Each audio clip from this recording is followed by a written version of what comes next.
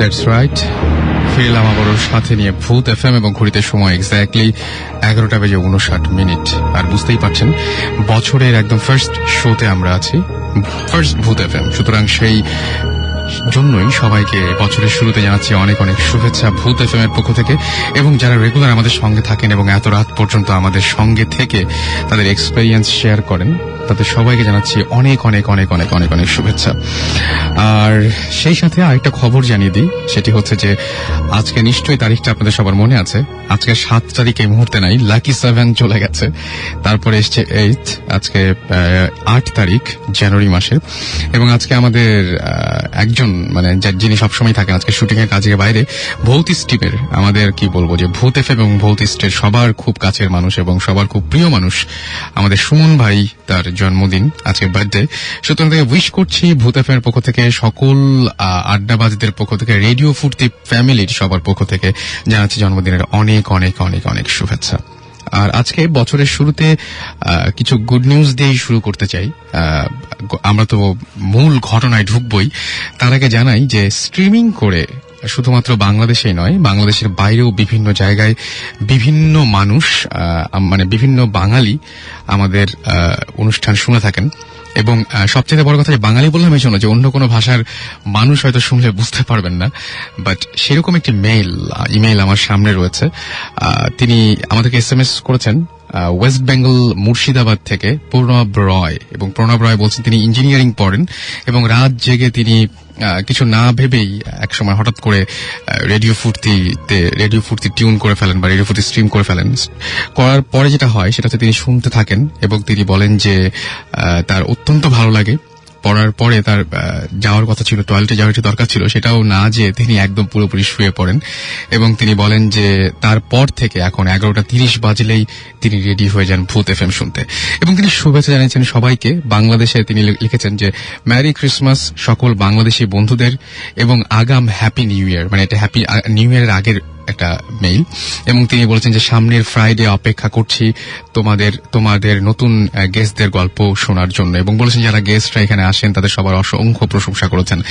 Welcome to Bangladesh Pranab Roy and welcome to radio ফুর্তি। আপনি আসলে নিশ্চয়ই দেখা হবে এবং আমাদের সাথে থাকবেন। এবং আমরা আপনার এই ইমেলটা অনেক ইন্সপায়ারিং ছিল আমাদের জন্য। ওকে, আরেকটা ইমেল আছে, সেই ইমেলটা এসছে ইউকে থেকে। ওকে, তিনি লিখেছেন যে Bhoot FM authority, I am Faisal Khan Hridoy, I am big fan of Bhoot FM. এবং তিনি এই প্রোগ্রামটা অসম্ভব রকমের এনজয় করেন। তিনি বলছেন তাকে স্ট্রিম করে শুনতে হয়, স্ট্রিমিং এর মাধ্যমে তাকে শুনতে হয়। এবং তিনি ইউকেতে থাকার কারণে টাইমটা খুব অড একটা টাইম হয়ে যায় তার জন্য, কাজের সময়ে পড়ে যায় ভূত এফএম। তো তিনি বলেছেন যে এটা অন্য কোনো উপায় আছে কিনা। আমি রেডিও ফুর্তি কর্তৃপক্ষকে জানালাম, অথরিটিকে সত্যি সত্যি জানিয়ে দিলাম আপনার কথাটা। কিছু একটা ব্যবস্থা নিশ্চয়ই হবে আপনারা যারা শুনতে চান। তবে আমি একটা কথাই বলবো, ভূত এফএম ততক্ষণ পর্যন্ত আছে যতক্ষণ পর্যন্ত আপনারা আছেন। যদি আপনারা না থাকেন তাহলে ভূত এফএম থাকবে না। সো আজকেও আমাদের কাছে অসংখ্য ইমেল আছে, আজকেও আমাদের সাথে অসংখ্য রকমের অনেকগুলো ঘটনা আছে, অনেকগুলো গেস্ট রয়েছেন আমাদের সাথে। তো প্রথমে যে গেস্টটির কাছে আমি যাব, আমরা সরাসরি গেস্টের কাছে যাই। আর বুঝতেই পারছেন আমাদের সাথে সাউন্ড যে রেগুলার যেরকম থাকেন, আজকেও তিনি আছেন আমাদের সাথেই থাকবেন পুরো শো জুড়ে। আর আমাদের প্রথম যে গেস্ট, সেই গেস্টটির সাথে আমি শুরুতে একটু পরিচয় করে দিই আপনাদেরকে। আসসালামু আলাইকুম, আমার নাম হচ্ছে কাইসার রহমানী। আমি ঢাকা বিশ্ববিদ্যালয়ের নাট্যকলা বিভাগ থেকে অনার্স শেষ করেছি আর বর্তমানে ফ্রিল্যান্স কাজ করছি। ওকে, সো পরিচয় পর্ব তো আমরা পরিচিত হলাম আপনার সাথে এবং আপনি আমাদের ইমেল করেছিলেন। চমৎকার ইমেলের জন্যই আপনাকে আসলে মূলত এখানে ডাকার মূল কারণ যেটা আর কি, আকর্ষণীয় কিছু ঘটনা আপনার জীবনে ঘটেছে। তো আপনি কোনটা দিয়ে শুরু করতে চান আজকে? একদম শুরু করতে চান কোনটা দিয়ে? আসলে ভৌতিক ঘটনা আমার জীবনে বিক্ষিপ্তভাবে মোট 3টা ঘটেছে। ওকে, 3টা ঘটনা শুনবো। তবে তার আগে আমি কয়েকটা SMS পড়ে ফেলি, কারণ ঘটনাগুলো শোনার আগে কিছু SMS পড়া উচিত। যারা এত কষ্ট করে SMS পাঠাচ্ছেন। মুমেন বলেছেন যে আজকে 2 সপ্তাহ পরে তিনি ভূত এফএম শুনছেন এবং তিনি বলছেন আজকেও তিনি আশা করছেন যে সব সময়ের মতো খুব মজা পাবেন কিনা জানি না। আমার মূল কাজটা হচ্ছে ভয় মিশ্রিত মজা দেয়া, সেটা পেলে খুব খুশি হব। থান্ডার বয় লিখেছেন যে আমার ফার্স্ট সেমিস্টার এক্সাম চলছে, বাট ভূত এফএম না শুনে থাকতে পারছি না। ভূত এফএম কি আমাকে পাগল করলো? সর্বনাশ, আমি চাই না যে কোনো সাইকিয়াট্রিস্ট বা কোনো সাইকোলজিস্টের আমাদের এই অনুষ্ঠানের কারণে অনেক বেশি রকমের পসার বেড়ে যাক, আমি সেটা চাই না। সো সেটা কোনো কারণ না, আমার মনে হয় যে আপনার ভালো লাগছে সেই জন্যই। আসলে ওই যে বলে না যে আমি ভালো লাগে, এত বেশি ভালো লাগে যে আমি পাগলের মতো শুনি, এরকম টাইপের কিছু এটা করতে পারে। মুনিম লিখেছেন যে, আচ্ছা মুনিমের একটা এসএমএস আমি পড়েছি। তৌফিক লিখেছেন যে আমি অভাগা, আমার এসএমএস পড়তে সমস্যা কি আমি ঠিক বুঝতে পারছি না, তবে যদি এই আপনার এসএমএস মানে ভূত এফএমে যদি আপনার এসএমএস না পড়া হয় তাহলে বুঝবেন সমস্যাটার নাম হচ্ছে একদমই ডেফিনেটলি ভৌতিক সমস্যা, এটা আমাদের কারো সমস্যা না। তুরান লিখেছেন যে 2011 শুরুতে মনটা খারাপ হয়ে গেল যখন রাত 12টার সময় ভূত এফএম প্লে করা হলো না।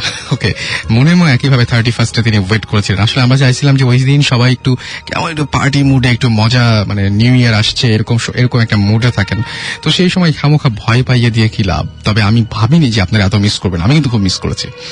সো এখন আমরা চলে যাই আমাদের অতিথির কাছে, যিনি আমাদের তার জীবনের ঘটনা বলবেন।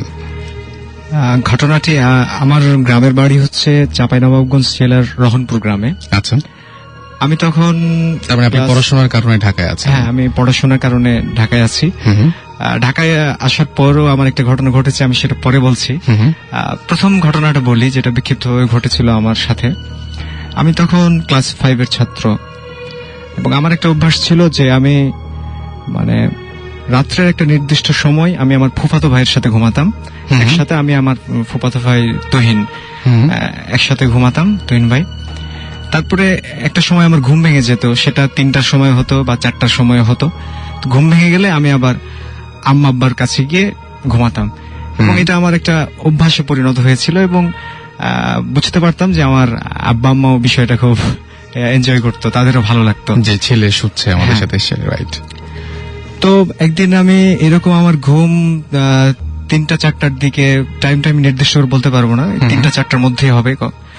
তারপরে আমি আম্মার ঘরে যাই, আম্মাকে ডাক দিই। আমার ঠিক বিছানার মানে যেভাবে আম্মারা ঘুমাতো তার মাথার পাশেই জানালাটা ছিল, এখান থেকে ডাক দিতাম। জানালাটা ভাঙা ছিল, পুরোনো বাড়ি ছিল। আচ্ছা, তো আম্মাকে ডাক দিলাম, আম্মা দরজা খুললো, তখন আমি ভিতরে গেলাম। তো আমি যাওয়ার পরে ঘুমানোটা, আমরা তো সাধারণত মানে সোজা হয়ে ঘুমাই, বিছানাটা যেরকম থাকে, কিন্তু যখন লম্বা হয়ে শুয়ে থাকি, দৈর্ঘ্য যেটা মানে খাটের এক প্রান্তে মাথা থাকে, আরেক প্রান্তে পা থাকে, এরকম হয়ে যায়। তো তারপর আমি যখন ঘুমাতাম তখন এটা ঠিক মানে প্রস্থ, যেটা খাটের যে প্রস্থ সেই অনুযায়ী একসাথে পাশাপাশি অনেক লোক শোয়া যায়। হ্যাঁ, 3জন এভাবে ঘুমাতাম, আমি মাঝখানে, এক পাশে আব্বা আর আমার এক পাশে আম্মা। তো আমি একটা সময় কথা বলতে বলতে বা গল্প শুনতে শুনতে ঘুমিয়ে গেছি। ঘুমিয়ে যাওয়ার পর আমার স্পষ্ট মনে আছে, আমি চোখ খুললাম। চোখ খুলে দেখি যে ঠিক আমার সামনে, আঞ্চলিক ভাষায় যেটাকে বলে খাটের পাশি, মানে মশারি টাঙানো হয় যে স্ট্যান্ডটাই, সেই স্ট্যান্ড ধরে একজন বৃদ্ধ মহিলা, অনেক বয়স, সাদা শাড়ি পরে আছেন। উনি খাটের স্ট্যান্ডটা ধরে আমার দিকে তাকিয়ে হাসছে, এবং তার হাসিটা আমার চোখে সবসময় ভাসে, যে কোনো ভয়ঙ্কর হাসি না, মনে হচ্ছে যে আমাকে দেখে তার ভালো লাগছে, একটা স্নেহের হাসি। সেই হাসিটা উনি আমাকে মানে হাসছেন। এবং আমি হয়তো তখন এত কিছু বুঝতাম না বলে আমিও বিন্দু মাত্র ভয় পাইনি, আমিও ওনাকে দেখে হাসছি, উনিও হাসছেন, আমিও হাসছি। এবং সেই বৃদ্ধ মহিলাটা সাদা শাড়ি পরেছিল, এবং ওনার সমস্ত মুখমণ্ডল গোটা গোটা, যেটাকে ঘা বলা যায় আর কি, পুরো মুখ সেটাতে ভর্তি আর কি, গোল গোল, পুরো মুখে গোল গোল চিহ্ন, এবং মানে উঁচু হয়ে আছে জায়গাগুলো। রাস্তায় মাঝে মাঝে কোনো ভিক্ষুকদের দেখা যায় এভাবে, যে শরীরে অনেক কিছু উঠে আছে টাইপের কিছু একটা, ওই রকম পুরো মুখে। কিন্তু উনি আমাকে দেখে হাসছেন, যেভাবে একটা বাচ্চাকে দেখলে মানুষ মানে আদরের ভাষায় হাসে, সেই হাসিটা উনি আমাকে দেখে হাসছেন, এবং আমি ওনাকে দেখে হাসছি। তারপরে আমি এটা দেখতে দেখতে আমি এক সময় ঘুমায় যাই, এবং ঘুমায় যাওয়ার পরে আমি একটা কেমন অনেক রকম বিক্ষিপ্ত ভাবে, স্বপ্নটা আমার মনে নাই, আমি একটা স্বপ্ন দেখেছি। তো আমি এই কারণে কনফিডেন্ট যে আমি দেখেছি। এখন সেটা আমার দৃষ্টিভ্রম কিনা বা আমি সেই মানে সেই প্রশ্ন বিশ্লেষণে আসছে যাচ্ছি না, না, সেই প্রশ্নই আসছে না। কিন্তু আমি দেখেছি এবং দেখে আপনি ভয় পাননি, রাইট? এবং দেখে আমি ভয় পাইনি, আমার ভালো লেগেছে। ওকে, অনেক ইন্টারেস্টিং ঘটনা মনে হচ্ছে। এটা কিন্তু জাস্ট শুরু। উনি যে ইমেলটা করেছিলেন সেটা আমরা সবার পরে শুনবো তার কাছ থেকে। আমাদের আরো দুইজন গেস্ট রয়েছেন, আমরা তাদের কাছ থেকে একটা ঘটনা জানতে চাই। সেই ঘটনাটা, এটা তো আপনি বলেন চাপাই নবাবগঞ্জের ঘটনা, তাই না? চাঁপাইনবাবগঞ্জ, আমরা রোহনপুর, রাইট। গ্রামের এবং নাম। চাপাই নবাবগঞ্জ থেকে অনেকক্ষণ যেতে লাগে সেরকম একটা জায়গার ঘটনা শুনবো। আর সেটা হচ্ছে Cox's Bazar, right? Yes, Cox's Bazar. So নামটাকে শুনে নেই। আমার নাম আরমান বিন কামাল। কোথা থেকে এসেছেন আপনি? আমি শেওড়াপাড়া থেকে এসেছি। শেওড়াপাড়া, ঢাকা। আপনি? আমি তানজিম চৌধুরী মিল্টন, আমি আরমানের ফ্রেন্ড। আমার ফ্রেন্ড। দ্যাট মিনস যে আপনাদের অসুবিধা নাই, আপনাদের দুজনের মানে মিলিত ঘটনা এটা, তাই না? জি জি, আমাদের দুজনে মিলে তো। ওকে, সো কবেকার ঘটনা হয়েছিল এটা? যে ঘটনা বলবেন সেটা বুঝলাম যে কক্সবাজারে। কবে ঘটেছিল এই ঘটনাটা? মানে এই ঘটনাটা হচ্ছে আপনার আমাদের এই আগের বছরের শুরুর দিকে। আর গত বছরের শুরুর দিকে। আমি মিরপুর বাংলা স্কুলে ক্লাস 10-এ পড়ি আর কি। গত বছর 9-এ পড়তাম, আমাদের প্রথম সাময়িক পরীক্ষা শেষ হয়েছিল আর কি। আমি আর আমার বন্ধু মিল্টন মিলে প্ল্যান করলাম যে কোথাও ঘুরতে যাওয়া যাক। সেই সময়ের ঘটনা। ওকে, ঘটনা শুনবো। কোথাও ঘুরতে যাওয়া যাক। ওকে, সেই ঘটনাটা আমরা শুনবো। তার আগে একটা কথা বলি, সেটা হচ্ছে জানিয়ে দিচ্ছি যে যারা আমাদের শুনছেন সবসময় রেডিও ফুর্তি চলছে, ভূত এফএম, আছি রাসেল সাথে। এন্ড আপনারা যারা SMS করতে চান তারা শাউট লিখে স্পেস দিয়ে আপনার নাম লিখে স্পেস দিয়ে আপনার মেসেজ লিখে পাঠিয়ে দিন 9840 নাম্বারে। SHOUT শাউট স্পেস আপনার নাম স্পেস আপনার মেসেজ আর পাঠাবেন 9840 নাম্বারে। এবং যারা আমাদের ইমেল করতে চান তারা ইমেল করতে পারেন ভূত FM, which is BHOOT ভূত FM @radiofurti.fm এই অ্যাড্রেসে আপনারা ইচ্ছা করলে ইমেল করে আপনাদের ঘটনা বিস্তারিতভাবে আমাদের জানাতে পারেন। ওকে, সো আমরা আবারও আরমানের কাছে চলে যাচ্ছি। আরমান যে ঘটনাটা বলছিলেন। আচ্ছা, তারপর আমরা প্রথম সাময়িক পরীক্ষা শেষ হলো, মানে গ্রীষ্মের ছুটি দিয়েছে। এখন আমরা চিন্তা করলাম কোথা থেকে ঘুরে আসা যাক। এখন মিল্টন সাজেস্ট করলো যে চল কক্সবাজার যাই। আচ্ছা, আমি বললাম ওকে ডান, কক্সবাজার। তারপরে একদিন আর কি দিনক্ষণ দেখে বাসে চড়ে বসলাম আর কি। তারপর গেলাম কক্সবাজার আর কি। 2 দিন থাকার প্ল্যান আমাদের। 2 দিন থাকার প্ল্যান।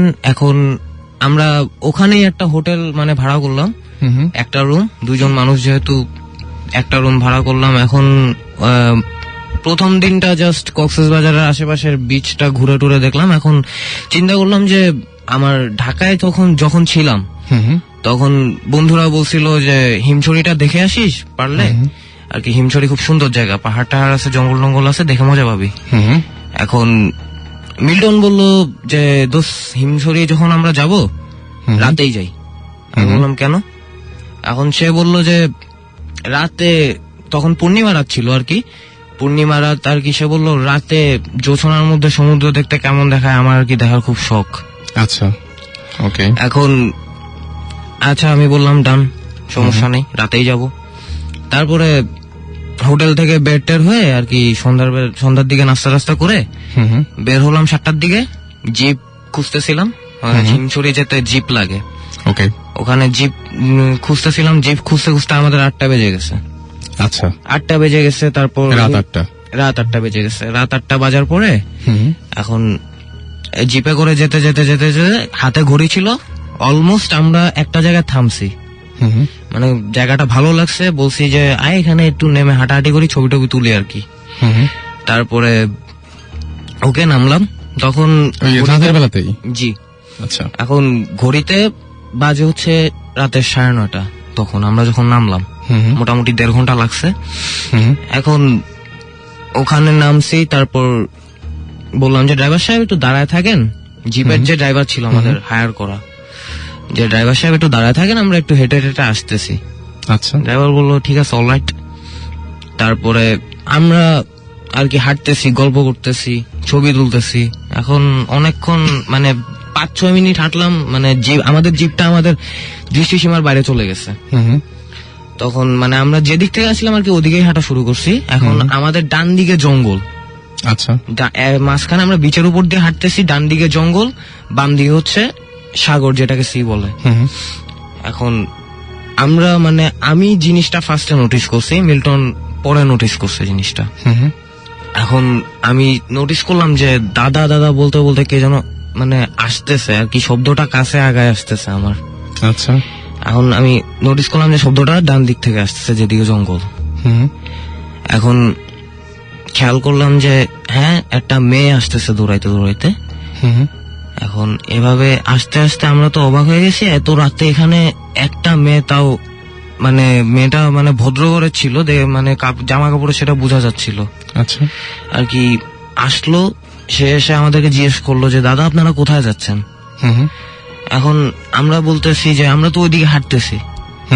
এখন বললো যে দাদা আমি তো রাস্তা হারায় ফেলছি, আমাকে একটু আগায় দেওয়া যায়। এখন আমরা তো মানে একা মেয়ে মানুষ, ভরসা করতে পারলাম না। তারপর আমি আর আমার ফ্রেন্ড একটু আলোচনা করে নিলাম যে ঠিক আছে একে কি আগায় দেওয়া যায়। তারপর আমার ফ্রেন্ড বলল যে অলরাইট, কোনো সমস্যা নেই, আগায় দেই। তারপরে বললাম আপনার বাসা কোথায়। তারপর আমরা যেদিকে যাচ্ছিলাম ওদিকে হাত তুলে দেখাইলো, জাস্ট কোনো কথা বললো না। তারপর ওনাকে নিয়ে হাঁটতে শুরু করলাম, হাঁটতেছি মানে কোনো কথা হইতেছে না আমাদের মধ্যে। এ নিয়ে প্রায় 10 মিনিট হাঁটছি, 10 মিনিটের মতো হাঁটাহাঁটি করছি। তারপর হাঁটতে হাঁটতে ওই দিকে গেছি। এখন 10 মিনিট পরে আমার ফ্রেন্ড আর কি মিল্টন, ও বিরক্ত হয়ে বলছে যে আপনার এই বাসাটা অ্যাকচুয়ালি কোন দিকে, এতক্ষণ লাগতেছে কেন, তাছাড়া আপনি এত রাতে এখানে আসলেন কিভাবে। তারপরে মেয়েটা বললো যে দাদা আমি তো বের হয়েছি, রাস্তা তো আর খুঁজেই পাচ্ছি না। মানে তখন মানে আমি মেয়েটা এমন ভাবে বলছে আমি একটু ভয় পাইছি, ও একটু ভয় পাইছে। এখন দুজনের দিকে তাকাইলাম, মানে একটু ভয় পাইছি দুজনই, মানে দুজনকে বলার চেষ্টা করতেছি চোখ দিয়ে যে ভয় পাইছি আমরা। এখন চিন্তা করলাম যে ঠিক আছে অলরাইট, কথা না বলি, যেখানে যেতে চাই দিয়ে আসি। ওকে। তারপর হাঁটতেছি, আরো কিছুক্ষণ হাঁটলাম। এখন দেখি পিছনে একটা হেডলাইট, মানে অ্যাকচুয়ালি আমাদেরই জিপের হেডলাইট আর কি। আমরা নোটিস করছি একটু পরে যে এটা আসলে আমাদের হেডলাইটটা দেখে খেয়াল করছি যে হ্যাঁ গাড়ি আসছে, গাড়িটা দিয়ে এখন ধীরে সুস্থে যাওয়া যাবে, যেখানে উনি নামতে চান নামায় দিয়ে যাবে। এখন দেখলাম গাড়িটা আমাদেরই। এখন ড্রাইভার বললো আপনারা এত দূর আসলেন কিভাবে। সে অবাক হয়ে গেছে একদম, এত দূর আসলেনই বা কিভাবে। আমরা বললাম কত দূর আসছি, আমরা তো 20 মিনিটের বেশি হাঁটি নাই। এখন ড্রাইভার বললো আপনারা 20 মিনিটে 3 মাইল রাস্তা পাড়ি দিচ্ছেন জানেন। আচ্ছা। আমরা তো 3 মাইল রাস্তা, 3 মাইল রাস্তা 20 মিনিটে, যা পুরাপুরি না দৌড়াইলে অসম্ভব। না দৌড়াইলে যেটা অসম্ভব আমরা সেটা হেঁটে সম্ভব করছি। আচ্ছা। হ্যাঁ, এখন ড্রাইভার মানে আমরা মেয়েটার দিকে নজর দিলাম। এখন জাস্ট আমি দেখলাম যে আমার বন্ধুও দেখলো, ভ্যানিশ, মেয়েটা নাই। মানে যখন গাড়ি আসছিল তখনও দেখেছিলেন? যখন হেডলাইট, তখনও আমরা হেডলাইটের দিকে তাকাইছিলাম, মানে মেয়েটার দিকে একবার তাকাইছিলাম, তখনও ছিল, মেয়েটার গায়ে হেডলাইটের আলো পড়তেছিল। আচ্ছা। এখন মানে জাস্ট আমি যখন তাকাইলাম মেয়েটার দিকে, তারপর জাস্ট ভ্যানিশ, মানে সে তার চিহ্নই নাই। মানে জায়গাটা, এরিয়াটা যথেষ্ট বড়, দৌড়ায় যাইতে যাইতে মানে অনেক সময় লাগবে, কোথাও লুকাইতে হইলেও অনেক সময় লাগবে।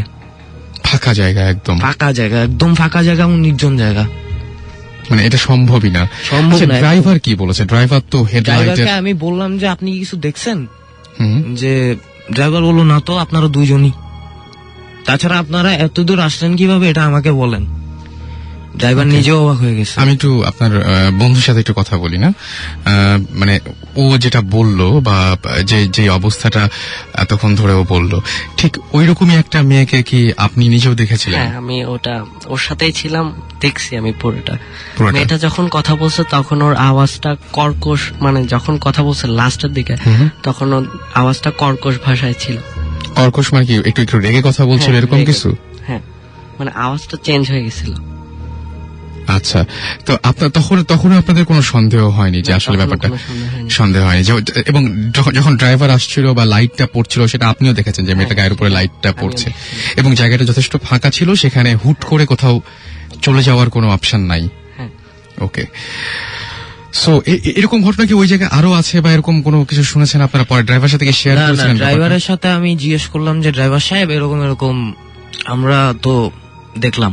হুম, এখন ড্রাইভার বলতেছে গাড়িতে ওঠেন, সব বলতেছি। আচ্ছা, আসলে ড্রাইভার ওখানকার স্থানীয় লোক আর কি, তার বাড়ি কক্সবাজার, কক্সবাজার তার বাড়ি। এখন সে বললো এটা তো নিশির ডাক। আচ্ছা, মানে আমি জিজ্ঞেস করলাম হোয়াট ডাজ ইট মিন, মানে নিশির ডাকটা কি। এখন ও বললো যে মানে ভূত প্রেত আর কি। না, নিষিদ্ধ একটা মনে হয় অনেকে বোঝে না, সেটা নিষিদ্ধ কি থাক।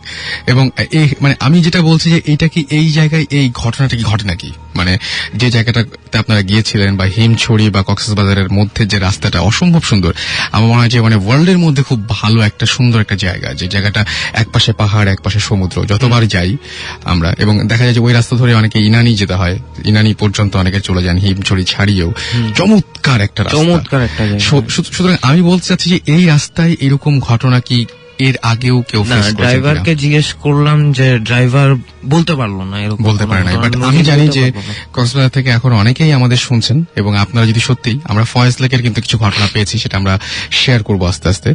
সো যদি এরকম ঘটনা আপনাদের কাছে থাকে তাহলে অবশ্যই আমাদের SMS করে জানান, লিখে ফেলুন SHYUT শাউট স্পেস আপনার নাম স্পেস আপনার মেসেজ পাঠিয়ে দেন 9840 নাম্বারে।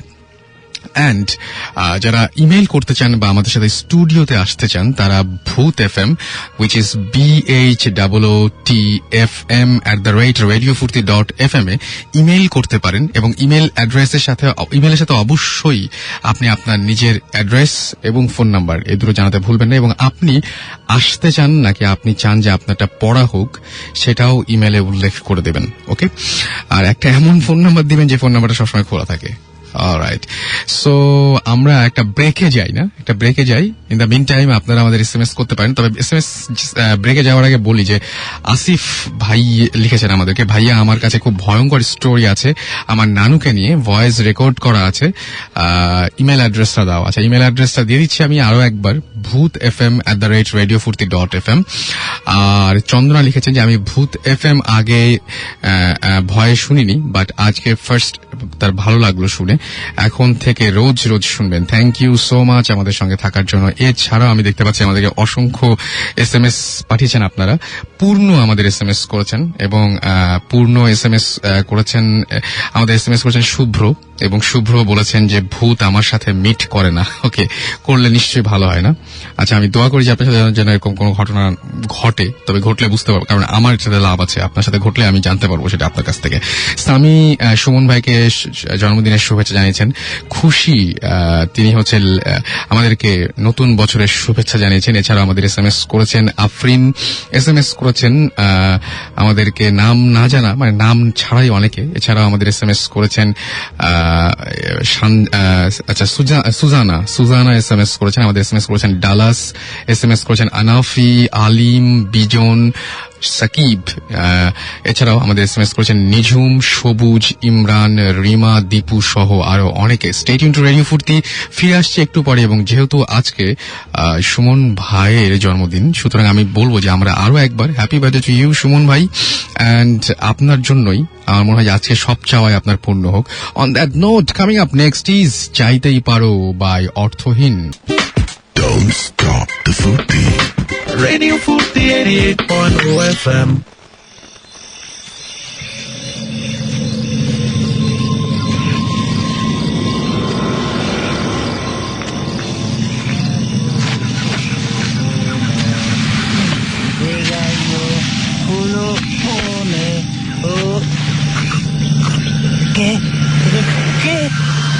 ¿Qué, güey?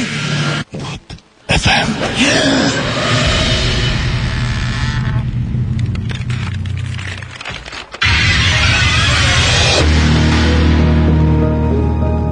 দ্যাটস রাইট, শুনছেন সবসময় রেডিও ফুর্তি, চলছে ভূত এফএম, সাথে আছি রাসেল এবং পাচ্ছি আপনাদের অসংখ্য এসএমএস। এখনো দেখতে পাচ্ছি যে আপনারা একের পর এক এসএমএস করে আমাদের সাথে আছেন এবং আপনাদের এক্সপেরিয়েন্স গুলো জানিয়ে দিচ্ছেন। আমাদের শিহাব এসএমএস করেছেন এবং তিনি বলেছেন যে ভূত এফএম কি আমাকে ভয় পাওয়ানোর জন্য নাকি, আচ্ছা ভূত এফএম কি আমাকে ভয় পাওয়ানোর জন্য নাকি আমাকে টয়লেটে যেতে বাধা দেবার জন্য? না, আমাদের এরকম কোনো ইন্টেনশন নাই একেবারেই। আমরা চেয়েছি যে আপনাদের ভালো লাগুক, আর ভয় পেতেও আসলে ভালো লাগে, এরকম কিছু একটা। অমিত আমাদের বরিশাল থেকে এসএমএস করেছেন, তুষার এসএমএস করেছেন এবং তুষার তিনি বলছেন যে আচ্ছা রূপা আজ প্রথম ভূত এফএম শুনছে। ওকে, ওয়েলকাম টু মাই শো রূপা। এবং আব্দুল্লাহ লিখেছেন যে ভাইয়া ভূত এফএম আমার খুব ভয় করে। ওকে, এছাড়া আমাদের এসএমএস করেছেন রিপন, ইমু, সুজা, ফাহিমা সিলেট থেকে এসএমএস করেছেন আমাদেরকে। এছাড়া আরো অনেক অনেক অনেক অনেক এসএমএস দেখতে পাচ্ছি। আচ্ছা, আমি একটা ঘটনা আপনাদের সামনে মানে আমি জাস্ট একটু পড়ে শোনাতে চাই। 2 বছর আগের ঘটনা। একজন আমাদের ইমেল করেছেন, তার নামটা তিনি এখানে আমি দেখতে পাচ্ছি না, তার নামটা এখানে আমি বুঝতে পারছি না তিনি নাম। আচ্ছা, আই এম শঙ্কর হচ্ছে হাসনাবাদ থেকে তিনি জানিয়েছেন এই ঘটনাটা। একবার এক ফ্রেন্ড মুখর খুব সিক হয়, সে ঢাকাতে আমার সাথে তার একটা মেসেজ শেয়ার করে থাকতেন, কিন্তু ওর বাবা মারা যাওয়াতে গ্রামের বাড়িতে চলে যায়। কিন্তু কিছুদিন পর শুনলেন যে ও নাকি অনেক অসুস্থ। সো তিনি তাকে যেটা করেন সেটা হচ্ছে যে তাকে দেখতে যাবেন বলে ঠিক করলেন। তো তিনি বলেন যে আমার বন্ধু মুখরের বাড়িতে আগে কখনো যায়নি, ওদের বাসা ছিল ভৈরব বাজারে। তো ট্রেন দিয়ে গেলাম, যেতে যেতে সন্ধ্যা হয়ে গেল। স্টেশন থেকে নেমে রিক্সা নিলাম। মুখর আমাকে অনেক আগেই বলেছিল যে ভৈরব স্টেশনে নেমে যে কোনো রিক্সাওয়ালাকে তার বাবার নাম বললে পৌঁছে দেবে। আমি যখন ড্রাইভারকে তার বাবার নাম বললাম তখন সে বলছিল সে চেনে, বাট কিছু দূর যাবার পর সে বলল, ভাই আমি আসলে আনোয়ার মেম্বারের বাড়ি চিনি না, কাউরে বললে চিনায়া দিব। আমার তখন প্রচন্ড মেজাজ খারাপ হলো, তার সাথে তখন তর্ক শুরু হয়ে গেল। বাট যেটা হলো সেটা হচ্ছে একজন সঙ্গে একজন বৃদ্ধ লোকে তিনি দেখা পেলেন এবং সেই বৃদ্ধ লোকটি তার কাছে এসে বলেন যে আনোয়ার মেম্বারের বাড়ি যাবেন তাই না, চলেন আপনারা নিয়ে যাই। আমি ভয় পেলাম, বাট কোনো ওয়ে ছিল না, অর্থাৎ তিনি ভয় পেলেন কিন্তু কোনো ওয়ে ছিল না। আচ্ছা, তার মতো করে বরং ইমেলটা পড়ি আমি। সো আমাকে তার সাথে যেতে হলো। লোকটাকে আমি ভালো করে আমার মোবাইলের টর্চ দিয়ে দেখলাম, প্রায় 5 ফিট 5 ইঞ্চি হবে, চাপ দাঁড়িয়ে আছে মুখে, সাদা পাঞ্জাবি পরা আর পাজামা। তিনি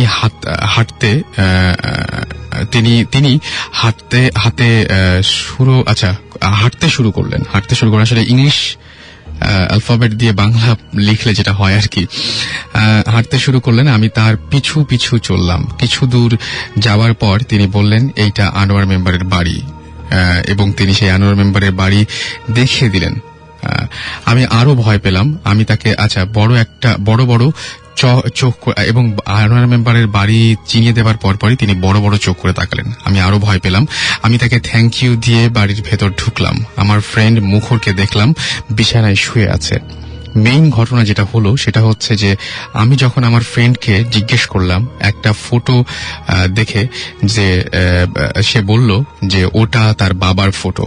বাট ভয়ের ব্যাপার হলো ফটোটা ছিল, বাকিটুকু আমি বলি, যে মানে মুখরের বাসায় আসার পর যখন দেখে যে মুখর শুয়ে আছে এবং তার সেই বন্ধু মানে যিনি আমাকে ইমেলটি করেছেন তিনি জিজ্ঞেস করলেন একটা ফটো দেখে যে এই ফটোটি কার। তো বলল সেটা তার বাবার, এবং যার মৃত্যু সংবাদ শুনে তার বন্ধু তার বাবার মৃত্যুর কারণে অসুস্থর কারণেই সে এখানে এসেছিল, সেই বন্ধুটি অর্থাৎ মুখর তাকে জানালো এটা তার বাবা যিনি মারা গিয়েছেন।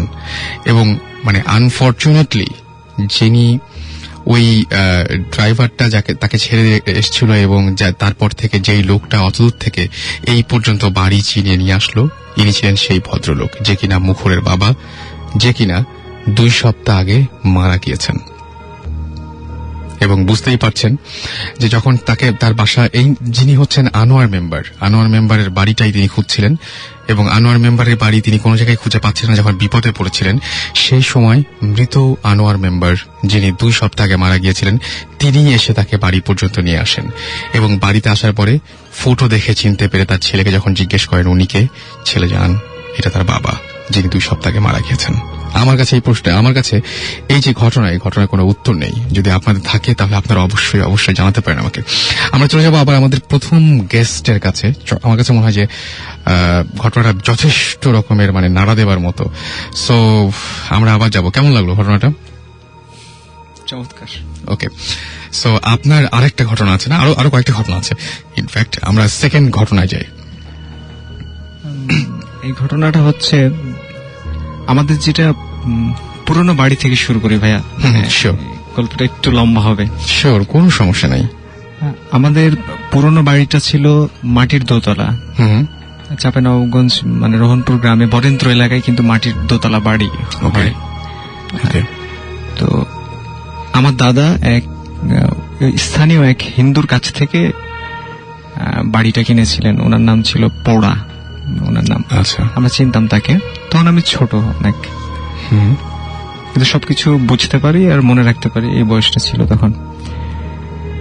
তো স্বভাবতই আমরা মানে জয়েন্ট ফ্যামিলি ছিলাম, চাচা চাচি, আমরা সবাই একসাথে, প্রত্যেক চাচা চাচি, 2 চাচা, আমরা ফুপু, আমাদের এক ফুপু থাকতেন আমাদের সাথে।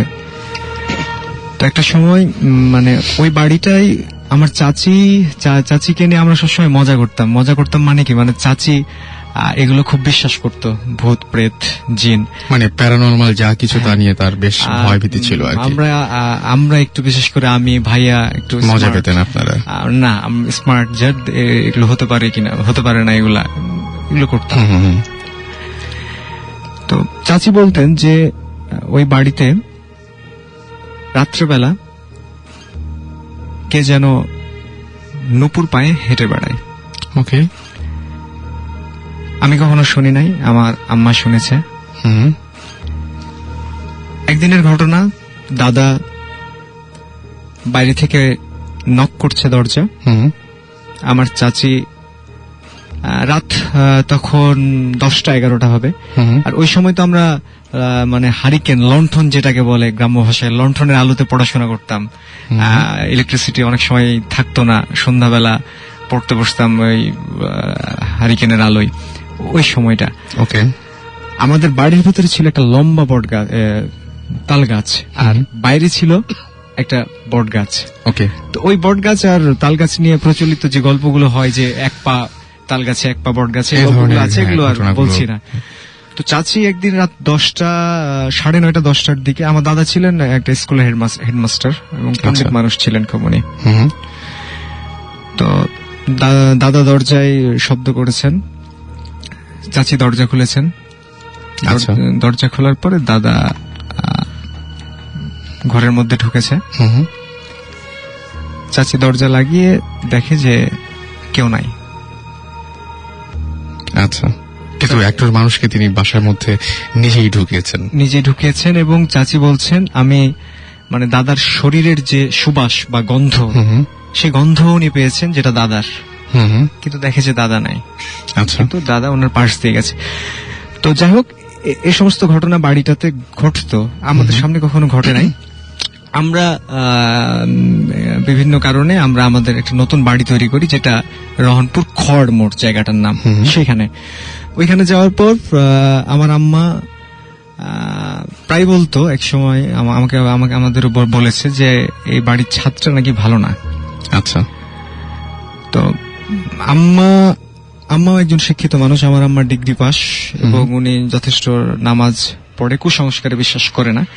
তো উনি যখন এটা বলে যে ছাদটা ভালো না, তখন আমি বিশেষ করে মানে অবিশ্বাস করতে পারি না। আমার মা কেন এই ধরনের ব্যাপার বিশ্বাস করবে, কথা বলবে? যদি উনি কিছু না জানতো বা অন্য কিছু ব্যাপার, তাহলে হয়তো মনে হতো যে না, কিন্তু উনি একজন শিক্ষিত মহিলা এবং সবকিছুই জানেন উনি, তারপর কেন বলবে যে ছাদটা ভালো না? তো বেশ কিছুদিন আগে, প্রায় 1 বছর আগে হুম হুম।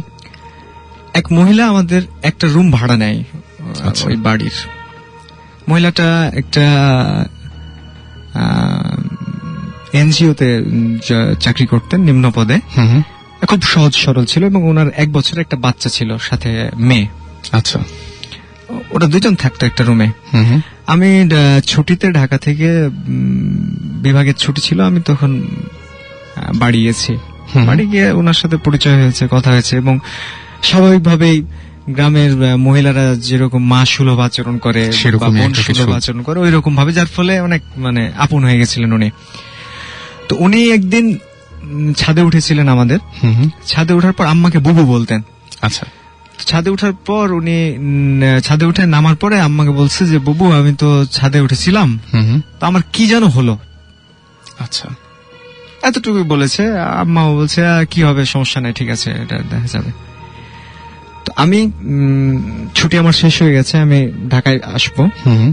আমি গাড়ির টিকিট করেছি রাত 10টায়, গাড়ি ওইখান থেকে আসে আমাদের এখান থেকে। হুম হুম। তো আমি সন্ধ্যার পরে মাগরিবের নামাজের পরে চলে আসবো। হুম। মানে বাড়িতে যাচ্ছি, বাড়িতে গিয়ে ব্যাগটাকে নিয়ে খাওয়া দাওয়া করে আম্মার সাথে কথা টথা বলে তারপরে আমি আসবো। এই কারণে আচ্ছা। তাড়াতাড়ি চলে গেছে সেদিন। তো দরজায় শব্দ করছি গ্রিল গেটে, তো ভাইয়া আসছে, ভাইয়া ছিল। ভাইয়া এসে বলছে যে তুই একটু পরে আয়। তো আমি চিন্তা করছি যে ভাইয়া তো এভাবে বলার কথা না, আমি চলে যাবো আজকে, তুই একটু পরে আয়। ভাইয়া আবার হাসছে। হুম হুম। তো আমি বললাম যে না সমস্যা কি, খোলো। বলছে না একটু পরে আয় না। আমি বলছি না খোলো, আমি আজকে চলে যাব না। ভাই খুললাম, আমি ঢুকলাম, দেখলাম যে ওই মহিলা, উনার মুখটা, উনার যে ওড়না, সেই ওড়নায় পুরা মুখটা উনি ঢেকে ফেলেছে হুম হুম। এবং পুরো শরীর, মানুষের শরীরে যদি মানে মরিচ দিয়ে দেওয়া হয় তারপর যেরকম জ্বলবে, মানুষ যেরকম কচলাবে, পুরো শরীর উনি ওইভাবে কচলাচ্ছেন। আচ্ছা। এবং আমি দেখে বুঝতে পারছি যে মানে মহিলাটা কষ্ট পাচ্ছে। হুম হুম। হ্যাঁ মানে, এবং তার শরীর জ্বলছে আচ্ছা। এবং মানে সে ক্রমাগত দুর্বল হয়ে পড়ছে। হুম হুম। আমি কিন্তু পাশে দাঁড়ানো, আম্মা দাঁড়ানো, ভাইয়া দাঁড়ানো, তিনজনই দেখছি যে উনি মেঝেতে বসে কি বলে নামাজ যেভাবে পড়লে পাটা আমরা যেভাবে বসি আর কি, হুম হুম। সেইভাবে উনি বসা, শুধুমাত্র ওড়নাটা ওনার মুখ, ওড়না দিয়ে মুখটা ঢাকা, হুম হুম। ওড়না দিয়ে মুখটা ঢাকা। কষ্ট পাচ্ছে মহিলা। তো আম্মা ওই মহিলাকে বলছেন যে কি নাম তোমার। হুম হুম। মানে আমার এ সমস্ত এক্সপেরিয়েন্স আছে আম্মার, কারণ চাঁপাইনবাবগঞ্জের একটা শিবগঞ্জ কনসার্ট ভালো মিষ্টি পাওয়া যায় ওখানে। শিবগঞ্জ এলাকায় কিন্তু ছত্রাজিতপুর নামে একটা গ্রাম আছে যেখানে আমার নানা বাড়ি। ওইখানে যদি খোঁজ নেন প্রত্যেক বাড়িতে একটা করে বা দুইটা করে জিনে ধরা মানুষ পাওয়া যাবে। নিয়ে আসেন তাদেরকে আমাদের সাথে, আমরা চাই এরকম মানুষ এখানে আসুক, আমরা চাই। হ্যাঁ, চেষ্টা করব। তো যার ফলে আম্মা এগুলো বিষয়ে পরিচিত। তো আম্মা বলছে যে কি নাম তোমার। তো মহিলাটা কণ্ঠটা ওই রকম না যে কণ্ঠে সে কথা বলল, অনেক মোটা কণ্ঠ এবং পুরুষালী কণ্ঠ, এবং মানে মানে আসলে এটা বোঝানো যাবে না কণ্ঠটা কিরকম, মানে ওর কণ্ঠ না এটা, এবং কোন মানুষ রাগ বা ক্রোধেও এরকম কণ্ঠে কথা বলে না, এটা একটা অন্যরকম কণ্ঠ। সে বলছে যে আমার নাম জলন বাবা। জলন বাবা, হ্যাঁ। ওকে। এটা শুনে আবার আমরা হাসতে লাগছি যে জলন বাবা, ফানি একটা নাম কেন জ্বলছে জলন বাবা। তো পুরো শরীর কিন্তু উনি কচলাচ্ছেন, এগুলো কথা চলছে এবং উনি কিন্তু করে যাচ্ছে এই সমস্ত কাজ। তো আম্মা তখন বলছে যে তুমি যে মহিলাটাকে এত কষ্ট দিচ্ছ, ওর তো 1 বছরের বাচ্চা আছে, বাচ্চাটা কিন্তু ওনার পাশেই। বলছে ওনার তো 1 বছরের একটা বাচ্চা আছে, ওর বাচ্চাটার কি হবে, তুমি মহিলাটাকে কষ্ট দিচ্ছ, যাও না কেন। ওই মহিলা বলছেন ওই কণ্ঠে যে মিষ্টি পেলে চলে যাব, মিষ্টি। আম্মা ভাইয়াকে বললো যে তুই তাড়াতাড়ি মিষ্টি নিয়ে তো। ভাইয়া মিষ্টি আনার জন্য বের হচ্ছে, ওই সময় আবার উনি ডাক দিলেন যে শোন। উনি কিন্তু আপনি করে বলে আমাদেরকে, তখন বলছে শোন, মিষ্টি হাত দিয়ে তুলবি না, চামচ দিয়ে তুলে নিয়ে আসবি। ভাইয়া গেল, ভাইয়া গিয়ে 2টা মিষ্টি নিয়ে আসলো। 2টা মিষ্টি নিয়ে এসে ওর সামনে দিয়েছি। এতক্ষণ পর্যন্ত কিন্তু মহিলা আরো ক্লান্ত হয়ে গেছে এবং পুরা শরীর উনি কচলাচ্ছে, জ্বলছে এবং মানে চিৎকার করছে, কষ্ট পেলে যেভাবে মানুষ চিৎকার করে যন্ত্রণা পেলে। মিষ্টি দুইটা একটা প্লেটে আম্মা ওর সামনে দিল। মহিলাটা রেগে গেল, রেগে বলছে পানি কোথায়? আম্মা আবার তাড়াতাড়ি এক গ্লাস পানি এনে দিল। তো আমার মানে এতক্ষণ পর্যন্ত আমি হয়তো ভেবেছিলাম যে এটা কোনো রোগ বা কিছু, বা আমার কাছে হাস্যকর লাগছিল একটু, বা কিন্তু মানে আমি নাট্যকলার স্টুডেন্ট, পাশাপাশি মানুষের মন নিয়ে আমাদের একটু বেশি কাজ করতে হয় ডিপার্টমেন্টে। তো আমি তো ওই মহিলাকে চিনি, তো ওই 1 সেকেন্ডে বা 2 সেকেন্ডে মহিলা যে মিষ্টি দুইটা খাইলো, তো এই মিষ্টি খাওয়াটা মানে অন্যরকম। ওই মুহূর্তে কেন জানি আমার মনে হয়েছে যে ওনার ভিতরে অন্য কেউ আছে। ওই মিষ্টি খাওয়া দেখে যে এভাবে মানুষ খায় না, বা একজন অসুস্থ মানুষ এভাবে খেতে পারে না। উনি কি যেন একটা সিম্বল, যেটা আমি মানে হয়তো মানে দেখালে বোঝানো যেত, বলে বোঝানো যাবে না যে মানে কিভাবে উনি মিষ্টি দুটা খেলো। খাওয়ার পর যেহেতু প্রতিশ্রুতি দিয়েছিল যে মিষ্টি পেলে চলে যাবেন, খাওয়ার পর ওনাকে দেখলাম যে ঘরটাতে ঘুরতে লাগলো, শরীর কচলাচ্ছে আর ঘুরছে। সিনেমায় আমরা যেভাবে দেখি যে কোনো কিছু যাওয়ার আগে একটা ব্যাপক তোলপাড় করে যায়, এরকম ভাবে ঘরটাতে উনি ঘুরতে ঘুরতে ঘুরতে ঘুরতে ঘুরতে মানে হঠাৎ করে বিছানা ছিল, বিছানার উপর শব্দ করে পড়ে গেল। তারপরে মানে ওই যে মহিলা যে কষ্টটা পেয়েছে, মোটামুটি 2 দিন সে বিছানা থেকে উঠতে পারেনি। এটা আমি দেখেছি ওইখানে। এটা আপনার একদম নিজের চোখে দেখা? হ্যাঁ, এটা আমার নিজের চোখের দেখা। এবং মানে আম্মা যে ওই কথাটা বলতো যে এই বাড়ির ছাদটা ভালো না, তো ওই মহিলা তো জানতো না যে এই বাড়ির ছাদটা ভালো না, বা যদি জানতো তাহলে তো মানে আম্মার কথাটাই ঠিক হলো। যদিও আমাদের কোনো ক্ষতি এ পর্যন্ত আল্লাহর রহমতে হয় নাই, কিন্তু মানে ওই মহিলাটা এটা দেখে আমার মানে বিশ্বাস হয়েছে যে আসলে ছাদটাতে হয়তো কোনো সমস্যা থাকতে পারে। ওকে, আচ্ছা, কৌশিক আমাদের SMS করে বলেছেন যে ভূত FM আজকে যেহেতু অন এয়ার হচ্ছে, অনেক থ্যাঙ্কস জানিয়েছেন আমাদেরকে। মুস্তাফিজ SMS করে বলছেন, আচ্ছা ভাইয়া, গল্পগুলো কি অ্যাকচুয়ালি ঘটেছিল নাকি বানিয়ে বানিয়ে বলার চেষ্টা হচ্ছে? আমি তার আগে মুস্তাফিজ আপনাকে একটা কোয়েশ্চেন করবো যে আপনি প্যারানর্মাল ব্যাপার স্যাপার নিয়ে কি মানুষের সাথে এর আগে কোনোদিন আলোচনা করেছেন, বা আলোচনা করে থাকলেও আজ পর্যন্ত একটাও এরকম অস্বাভাবিক ঘটনা কি আপনার বিশ্বাস করতে ইচ্ছা করেছে বা বিশ্বাস করেছেন আপনি? আমরা অস্বাভাবিক যে সমস্ত ঘটনাগুলো, সেই ঘটনাগুলো বিশ্বাস করতে আমাদের কষ্ট হয়, বিশ্বাস করতে চাই না। আমরা কিন্তু আসলে অদেখা কোনো কিছু বিশ্বাস করতে পারি না বা বিশ্বাস করতে চাই না। এটা আমাদের একদম নেচার যে আমরা যেটা দেখি শুধুমাত্র সেটা বিশ্বাস করি, যেটা প্রমাণিত সত্য সেটাই বিশ্বাস করি।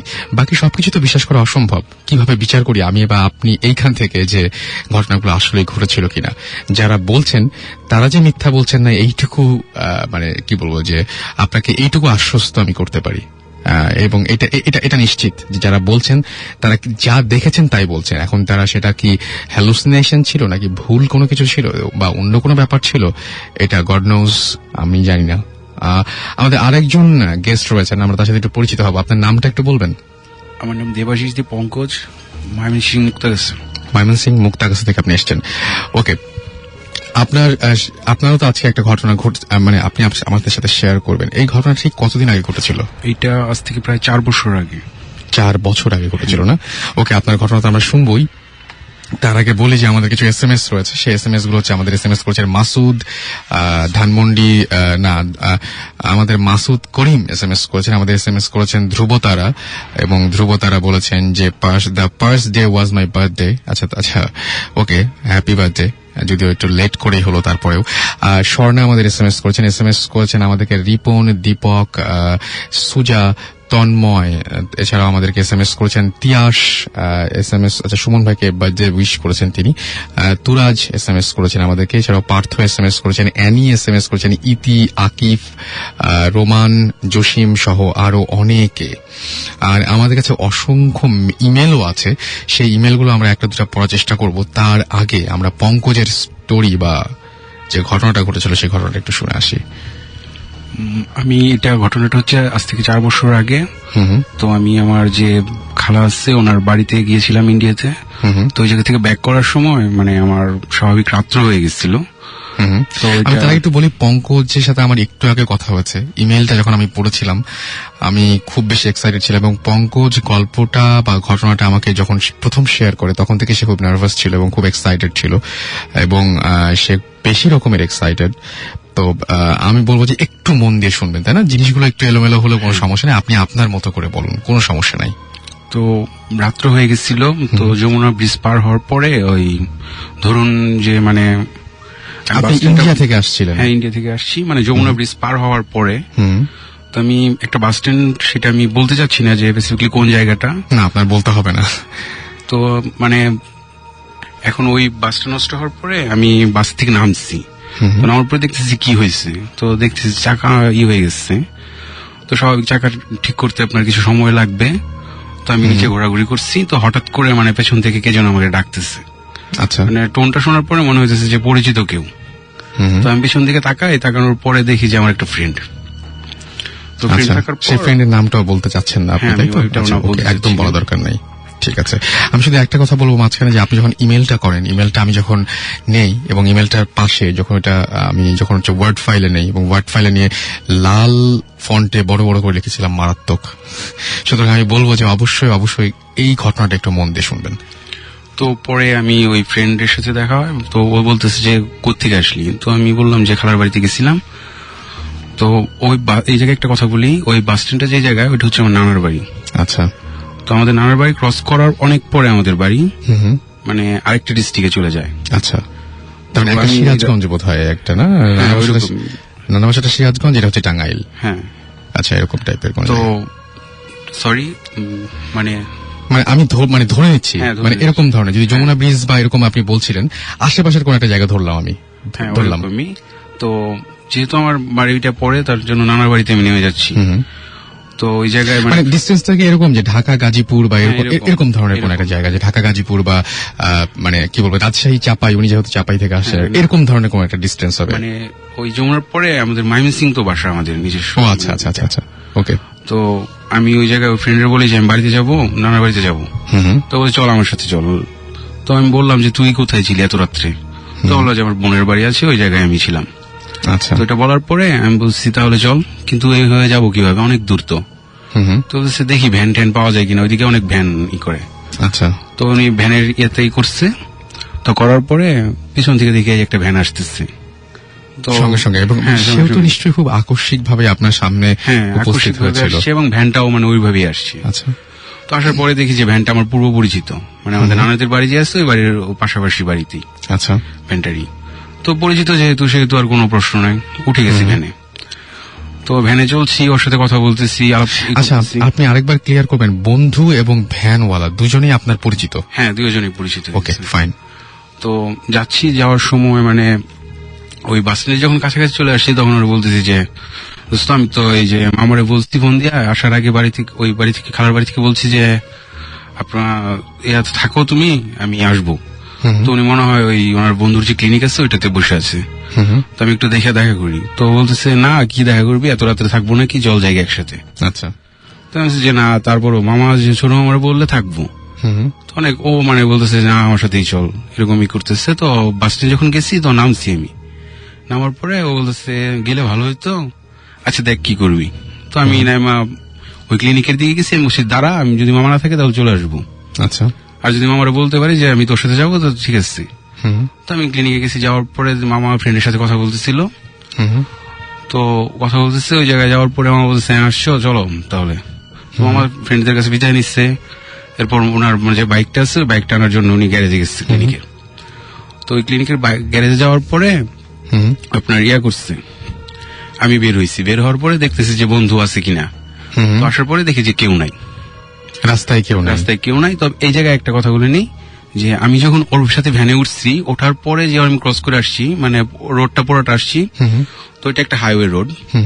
ওই রোডে সবসময় বাস চলাচল করে, ট্রাক চলে, সব খুবই স্বাভাবিক। বাট কিন্তু ওর সাথে যখন আমি বাস স্ট্যান্ডে ভ্যান দিয়ে আসছি, ওই সময় কোনো গাড়ি ছিল না ওই রোডে, কোনো ধরনের কোনো কোনো ধরনের কোনো গাড়ি আমি পাই নাই। খুবই অদ্ভুত ব্যাপার কিন্তু। হ্যাঁ, আপনি তখন একদম পুরোপুরি সচেতন ছিলেন এবং হ্যাঁ, এবং আমি মানে কি বলবো, আমি পুরা ঠিক ছিলাম। তো ওই জায়গা থেকে মামা, আমি ভাবছি যে ও আমার দিদি দেখা হয়তো চলে গেছে। হুম হুম তো ভ্যানে গেলে আমাদের নানার বাড়ি যে গ্রামের বাড়িটা, ওই বাড়িতে যাইতে আপনার 15-20 মিনিট সময় লাগে, আর বাইকে গেলে 4-5 মিনিট এরকম লাগে, হুম হুম। মানে শর্ট করা যায়। তো আমি রাস্তায় গেছি যে ভাবছি যে ওদের সাথে দেখা হবে। আচ্ছা। তো রাস্তায় আমি কারোরই পাইনি। তো রাত্রে বাসায় চলে গেছি, যাওয়ার পরে খাওয়া দাওয়া করছি, ঘুমাইছি। পরদিন সকালে উঠছি, ওঠার পরে চিন্তা করলাম যে ফ্রেন্ডে ওই নিয়ে আসলো, ভ্যান ভাড়া কিভাবে কি করলো, তো আমি দেখা করি। জানলাম না। হ্যাঁ, সেটাই। তো আমি ওর বাসায় গেছি, যাওয়ার পরে দেখি যে ওর আব্বা ওই গ্রামে যে মাচাং বলে একটাই আছে, ওই বাঁশের ইয়াতে বাইরে বসে আছে, মুখ টুক কালো একবারে, মানে বিশ্রী অবস্থা একটা। আচ্ছা। তো আমি যাই জিজ্ঞেস করছি যে কি খবর কাকা, ভালো আছেন? কয়, হ্যাঁ, চুরি তো দেখে আমার মানে একবার জড়ায় ধরে কান্না শুরু করছে। হুম হুম তো বলতেছে তুমি আসলা, তুমি তো 2 মাস ছিলা না এই জায়গায়, হুম হুম। আর তুমি এই জায়গায় আসো না বেশি, তো ঘটনা শুনো নাই তুমি, আমি বলি শোনো। তুমি বলতেছে যে ইয়ে তো মারা গেছে, আমার ওই ফ্রেন্ডের নাম বলে বলতেছে মারা গেছে। যে ফ্রেন্ডটা আপনাকে, হ্যাঁ, কালকে রাত্রে আমি যার সাথে ভ্যানে আসছি। ভ্যানে করে এসছেন এই হ্যাঁ। পর্যন্ত। তো বললাম যে কিভাবে মারা গেছে, এটা কিভাবে সম্ভব? আমি তো কালকে রাত্রে ওর সাথে আসছি। কই তুমি কার সাথে আসছো?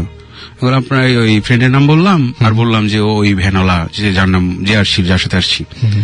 তো বলার পরে বলতেছে যে মানে ওই ভ্যানেই তো ছিল, ও 2 দিন আগে ওই তোমার ওই বাস স্ট্যান্ডের ওই পাশে হুম হুম। এতে বাস অ্যাক্সিডেন্টে মারা গেছে, ওই বোনের বাড়িতে যাচ্ছিল ওই ভ্যানে করে। ও, তখন আমি মানে ওনার কি বলবো, মানে টোটাল হয়ে গেছি আমি। এটা কি বলে, এটা তো অবিশ্বাস্য। আমি কালকে একদম। রাত্রে যার সাথে জলজন্ত একটা মানুষের সাথে কথা বলতে বলতে আসলাম, আজকে শুনি যে সে 2 দিন আগে মারা গেছে।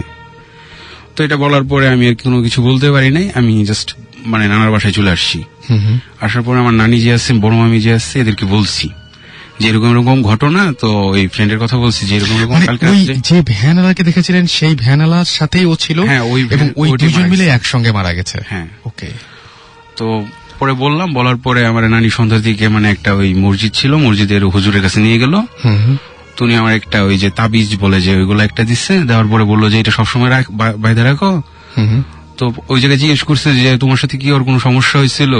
হুম হুম। আমি বললাম না, কোনো সমস্যা। আচ্ছা ঠিক আছে যাও। তো পরে আমি চলে আসছি বাসায়, আসার পরে রাত্রে ঘুমাইছি। হুম হুম। ঘুমানো বলতে ওই একবারে টোটাল যে ঘুমায় গেছি তা না, মানে হালকা ঘুম। হুম হুম। তো আমি চিন্তা করতেছি যে কিভাবে এটা সম্ভব যে একটা মানুষ এরকম। আমি আসলে বেসিক্যালি ওই তখন ওই ভূত টুত এগুলা কোনো কিছু বিশ্বাস করতাম না। আচ্ছা। ঠিক আছে, তো চিন্তা করতেছি, এরকম চিন্তা করতে করতে হঠাৎ মানে চোখটা বন্ধ হয়ে আসছে। হুম হুম। তো হঠাৎ মানে একটা অনুভূতি পেলাম যে মানে কেউ একজন আসছে রুমে, আপনার চারপাশে। আমার চারপাশে আসছে। তো আমি হঠাৎ লাইট টাইট সব অফ। তো আমি হঠাৎ করে তাকাইছি, তাকানোর পরে দেখি যে মানে ফেসটা বোঝা যাচ্ছে না টোটালি যে কেউ একজন আসছে এরকম একটা বোঝা যাচ্ছে, বাট অনুভূতি হচ্ছে আমার ফ্রেন্ড এবং ওই যে ভ্যানওয়ালা ছিল এরা 2 জন দাঁড়ায় আসছে। আপনি মানে মোটামুটি আন্দাজ করতে হ্যাঁ, পারছেন? আন্দাজ করতে পারছি, কিন্তু দেখা যাচ্ছে না টোটাল, সাদা একটা আলোর মতো। আচ্ছা। তো আমি দেখার পরে ওইদিকে তাকায় আসছি। তো এই জায়গায় ও আমার মানে ওই জায়গা থেকে আমি কিছু কথা শুনছি কিংবা বুঝছি এই ধরনের একটা কিছু, হুম হুম। মানে ক্লিয়ার না। তো এই কথাগুলো আমি বলতে চাইতেছি না। না না, একদমই বলার দরকার নাই। যেটা আপনার সমস্যা মনে করছেন, হ্যাঁ, সেটা কখনোই বলা, মানে আমি সাজেস্ট করবো যে বলবেন না। তো এরপরে মানে আমি ভয়ে মানে চিৎকার করতে চেষ্টা করছি, বাট কোনো সাউন্ডই হচ্ছে না। আচ্ছা। তো হঠাৎ করে মানে একটা জোরে চিৎকার হয়ে গেছে, হওয়ার পরে মানে চোখ বদ্ধ করে ফেলছি আমি। হুম হুম। চোখ বন্ধ করার পরে দরজা একটা শব্দ হয়েছে, শব্দ হওয়ার পরে চোখ পেলে চাইছি ওইদিকে, যাওয়ার পরে দেখি কিচ্ছু নাই। আচ্ছা। মানে দরজার শব্দটা হচ্ছে আমার মামা ঢুকছে ঘরে। হুম হুম হুম হুম। মামা ঢুকে লাইট জ্বালাইছে, কি হয়েছে বড় বললাম যে এরকম এরকম ঘটনা, আমি এটা দেখে ভয় পাইছি। তো বলার পরে উনি করছে, আচ্ছা ঠিক আছে সমস্যা নাই, আমি থাকি, কোনো ব্যাপার না। হুম হুম। তো ওই এটা চলে গেছে। তো পরে আমি রাত্রে স্বপ্নে দেখতেছি যে কেউ আমার মানে জোর করে ধইরা মানে ঘাড় মটকায় মারে যেভাবে, ওইভাবে মারতেছে। দুঃস্বপ্ন হ্যাঁ, দেখছেন? দুঃস্বপ্ন, মানে মামার সাথে থাকার পরেও।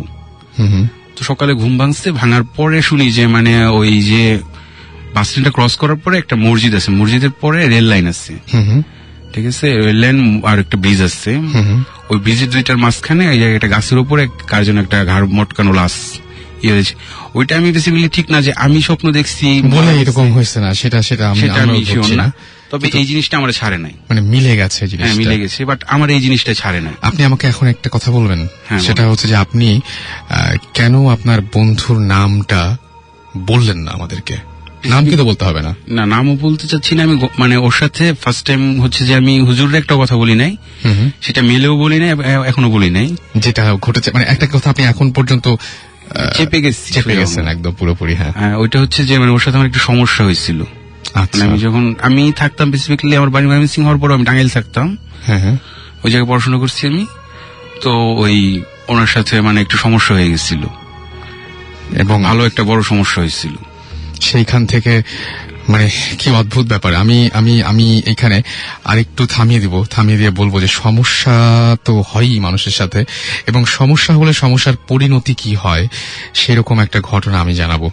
সেটা হচ্ছে যে আমার কাছে একটা ইমেল আছে। ইমেলটি করেছেন হচ্ছে this is DH Masud from Narayanganj. আমি ভূত এফএম এর একজন নিয়মিত শ্রোতা। কিছুদিন আগে আমার জীবনে একটা ভুতুড়ে ঘটনা উনি উল্লেখ করেছেন। আগে ঘটনা ঘটে সময় কালটা ছিল 5th নভেম্বর।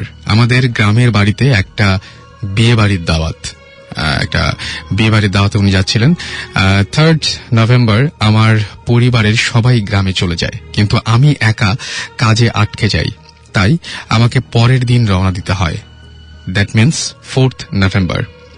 নারায়ণগঞ্জ থেকে রওনা দিতে দিতে রাত প্রায় 9টা বেজে যায়। গ্রামে আমাদের বাড়িতে একটু ভেতরে বলে বাস থেকে নেমে একটু পথ রিকশায় যেতে হয়। শীতের রাত বলে রাস্তায় তেমন একটা মানুষজন ছিল না। অনেক কষ্টে একটা রিকশা জোগাড় করতে পারি। যখন রিকশাতে উঠলাম তখন প্রায় রাত 12:45 মতো বাজে। সারা রাস্তায় আমি 2-4টা কথা বললেও রিকশাওয়ালা একটা কথাও বলেনি। এমনকি সে যে রিকশা চালাচ্ছে তাতেও কোনো শব্দ হচ্ছে না। রাত প্রায় 1টা বাজে। বাড়ির কাছে চলে আসলাম। তার সাথে আমার ভাড়ার ব্যাপারে কথা হয় 22 টাকা। তাকে আমি 20 টাকা দিয়ে বললাম ভাঙতি নাই, যদিও কথাটা মিথ্যা ছিল। তখন সে বলল ভাঙতি আছে আমি জানি, মিথ্যা কথা বলবেন না। আমি তার কথা শুনে একটু উঁচু গলায় বললাম আমি মিথ্যা কথা বলছি মানে? আমি মিথ্যা কথা বলি? সে আবারও বলল আপনি মিথ্যা কথা বলেছেন। আমি আবারও বলি ভাঙতি নাই, অন্য একদিন নিয়ে যেও। তখন সে আমার দিকে অদ্ভুত দৃষ্টিতে তাকিয়ে বলল মিথ্যা কথা বলার পরিণাম ভালো না, খুব খারাপ, খুব খারাপ। তারপর আমি যখন বাসায় গিয়ে কাপড় চোপড় চেঞ্জ করি তখন আবিষ্কার করি আমার পকেটে কিছু 100 টাকার নোট ছিল, সেগুলো নেই। মানি ব্যাগ চেক করে দেখলাম সেখানেও টাকা যা ছিল কিছুই নেই। বাকি কাগজপত্র সব ঠিক আছে। তখন আমি কিছুটা ভয় পেয়ে যাই। হঠাৎ মনে পড়ে আমার সুটকেসে 10,000 টাকা ছিল, যেটা বাসায় রাখা আর কি, যেটা বিয়েতে খরচ করার জন্য আনিয়েছিলাম। সবচেয়ে অবাক করার মতো বিষয় হলো সেই 10,000 টাকাও পাওয়া যায়নি, যেটা বাসায় ছিল। যদি আমরা মনে করি যে মানি ব্যাগটা কেউ পকেট মারা নিয়েছিল বা কিছু একটা হয়েছিল, বাট বাড়িতে যে 10,000 টাকা ছিল সেই 10,000 টাকাও নেই। কিন্তু আমার স্পষ্ট মনে আছে বাস থেকে নামার 15 মিনিট আগেও আমি টাকাটা চেক করেছিলাম। আর এরপর থেকে আমি আর কোনো দিন রিক্সাওয়ালাদের সাথে ভাড়া নিয়ে কোনো ধরনের কোনো বাকবিতণ্ডা করি না। This is the true story and what happened in my life. তো আমি বললাম সেটাই যে যদি কারোর সাথে কোনো ঝামেলা হয় বা এরকম, মানে কার সাথে ঝামেলা করছি আমরা, বেসিক্যালি আমরা জানি না যে আমাদের চারপাশে কারা।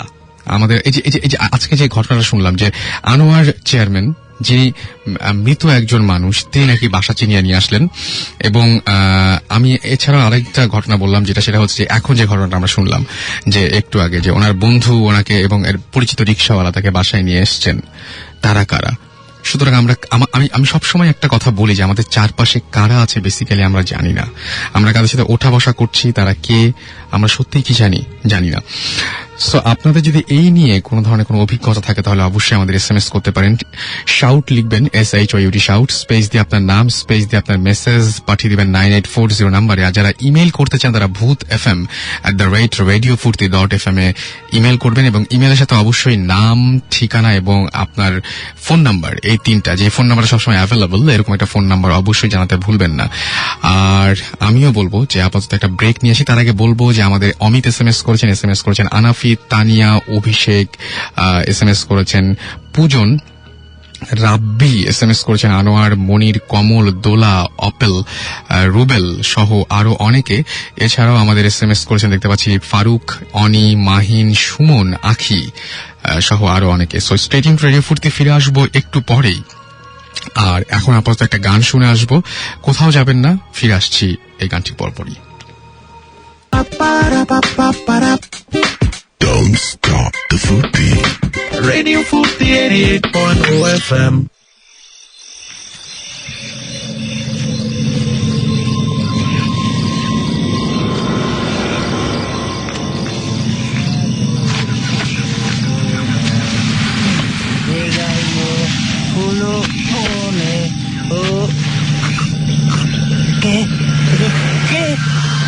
¿Qué, güey?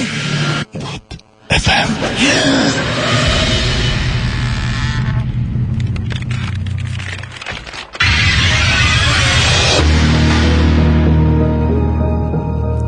That's right. রাতের বেলায় ভুল করে কেউ কোশ্চেন করবেন না যে কে ওখানে, কারণ এত রাতে আপনার সাথে থাকে একমাত্র রেডিও ফুর্তি এবং ভূত FM, এবং সাথে আছি রাসেল। আর চলছে আমাদের সেই যে সমস্ত এই মুহূর্তে গেস্টরা রয়েছেন তাদের অদ্ভুত অদ্ভুত সব ঘটনাগুলো আমরা জানতে পারছি। আপনাদের গত সপ্তাহে আমি অসংখ্য SMS পেয়েছিলাম একটা বিষয় নিয়ে, সেটা হচ্ছে যে ফয়েজ লেক। সো ফয়েজ লেকে আমি বলেছিলাম যে ফয়েজ লেক থেকে তো আসলে ইনফ্যাক্ট কোনো ঘটনা পাইনি, সো কিভাবে ফয়েজ লেক সম্পর্কে বলবো। তো আজকে আমার কাছে ফয়েজ লেকের বেশ কিছু ঘটনা এরপরে কেউ রেকর্ড করে পাঠিয়েছেন, বাসায় রেকর্ড করে পাঠিয়েছেন, যার জন্য সাউন্ড কোয়ালিটিটা হয়তো একটু মানে কি বলবো যে একটু অন্যরকম হতে পারে, বাট তারপরেও একটু মন দিয়ে শুনলে আমার মনে হয় একদম খারাপ লাগবে না। তো চলুন এরকম একটা ঘটনা শুনে আসি। চিটাগং থেকে ফয়েজ লেকের একটা ঘটনা পাঠিয়েছেন আমাদের একজন লিসনার, চলুন তার কথা শুনে আসি একটু।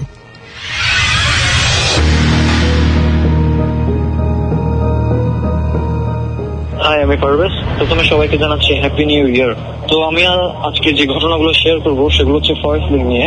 তো ফয়েজ লেক নিয়ে অ্যাকচুয়ালি অনেক ঘটনা আছে যেগুলো খুব ভয়ঙ্কর ভয়ঙ্কর ঘটনা, বলে শেষ করা যাবে না। তো আমি যে ঘটনাগুলো বলবো সেগুলো হচ্ছে আমাকে নিয়ে ঘটছে এরকম কিছু ঘটনা। তো ঘটনাটা বলি যে আমি আর আমার ফ্রেন্ড একবার ফয়েজ লেক গেলাম। তো ফয়েজ লেক যারা গেছেন তারা নিশ্চয়ই দেখছেন যে উপরে ওঠার জন্য দুইটা সিঁড়ি আছে, একটা হচ্ছে ডানে আর একটা হচ্ছে বামে। তো ডান দিকে একটা ঝর্ণা আকারের একটা জিনিস আছে, ঝর্ণার মতো।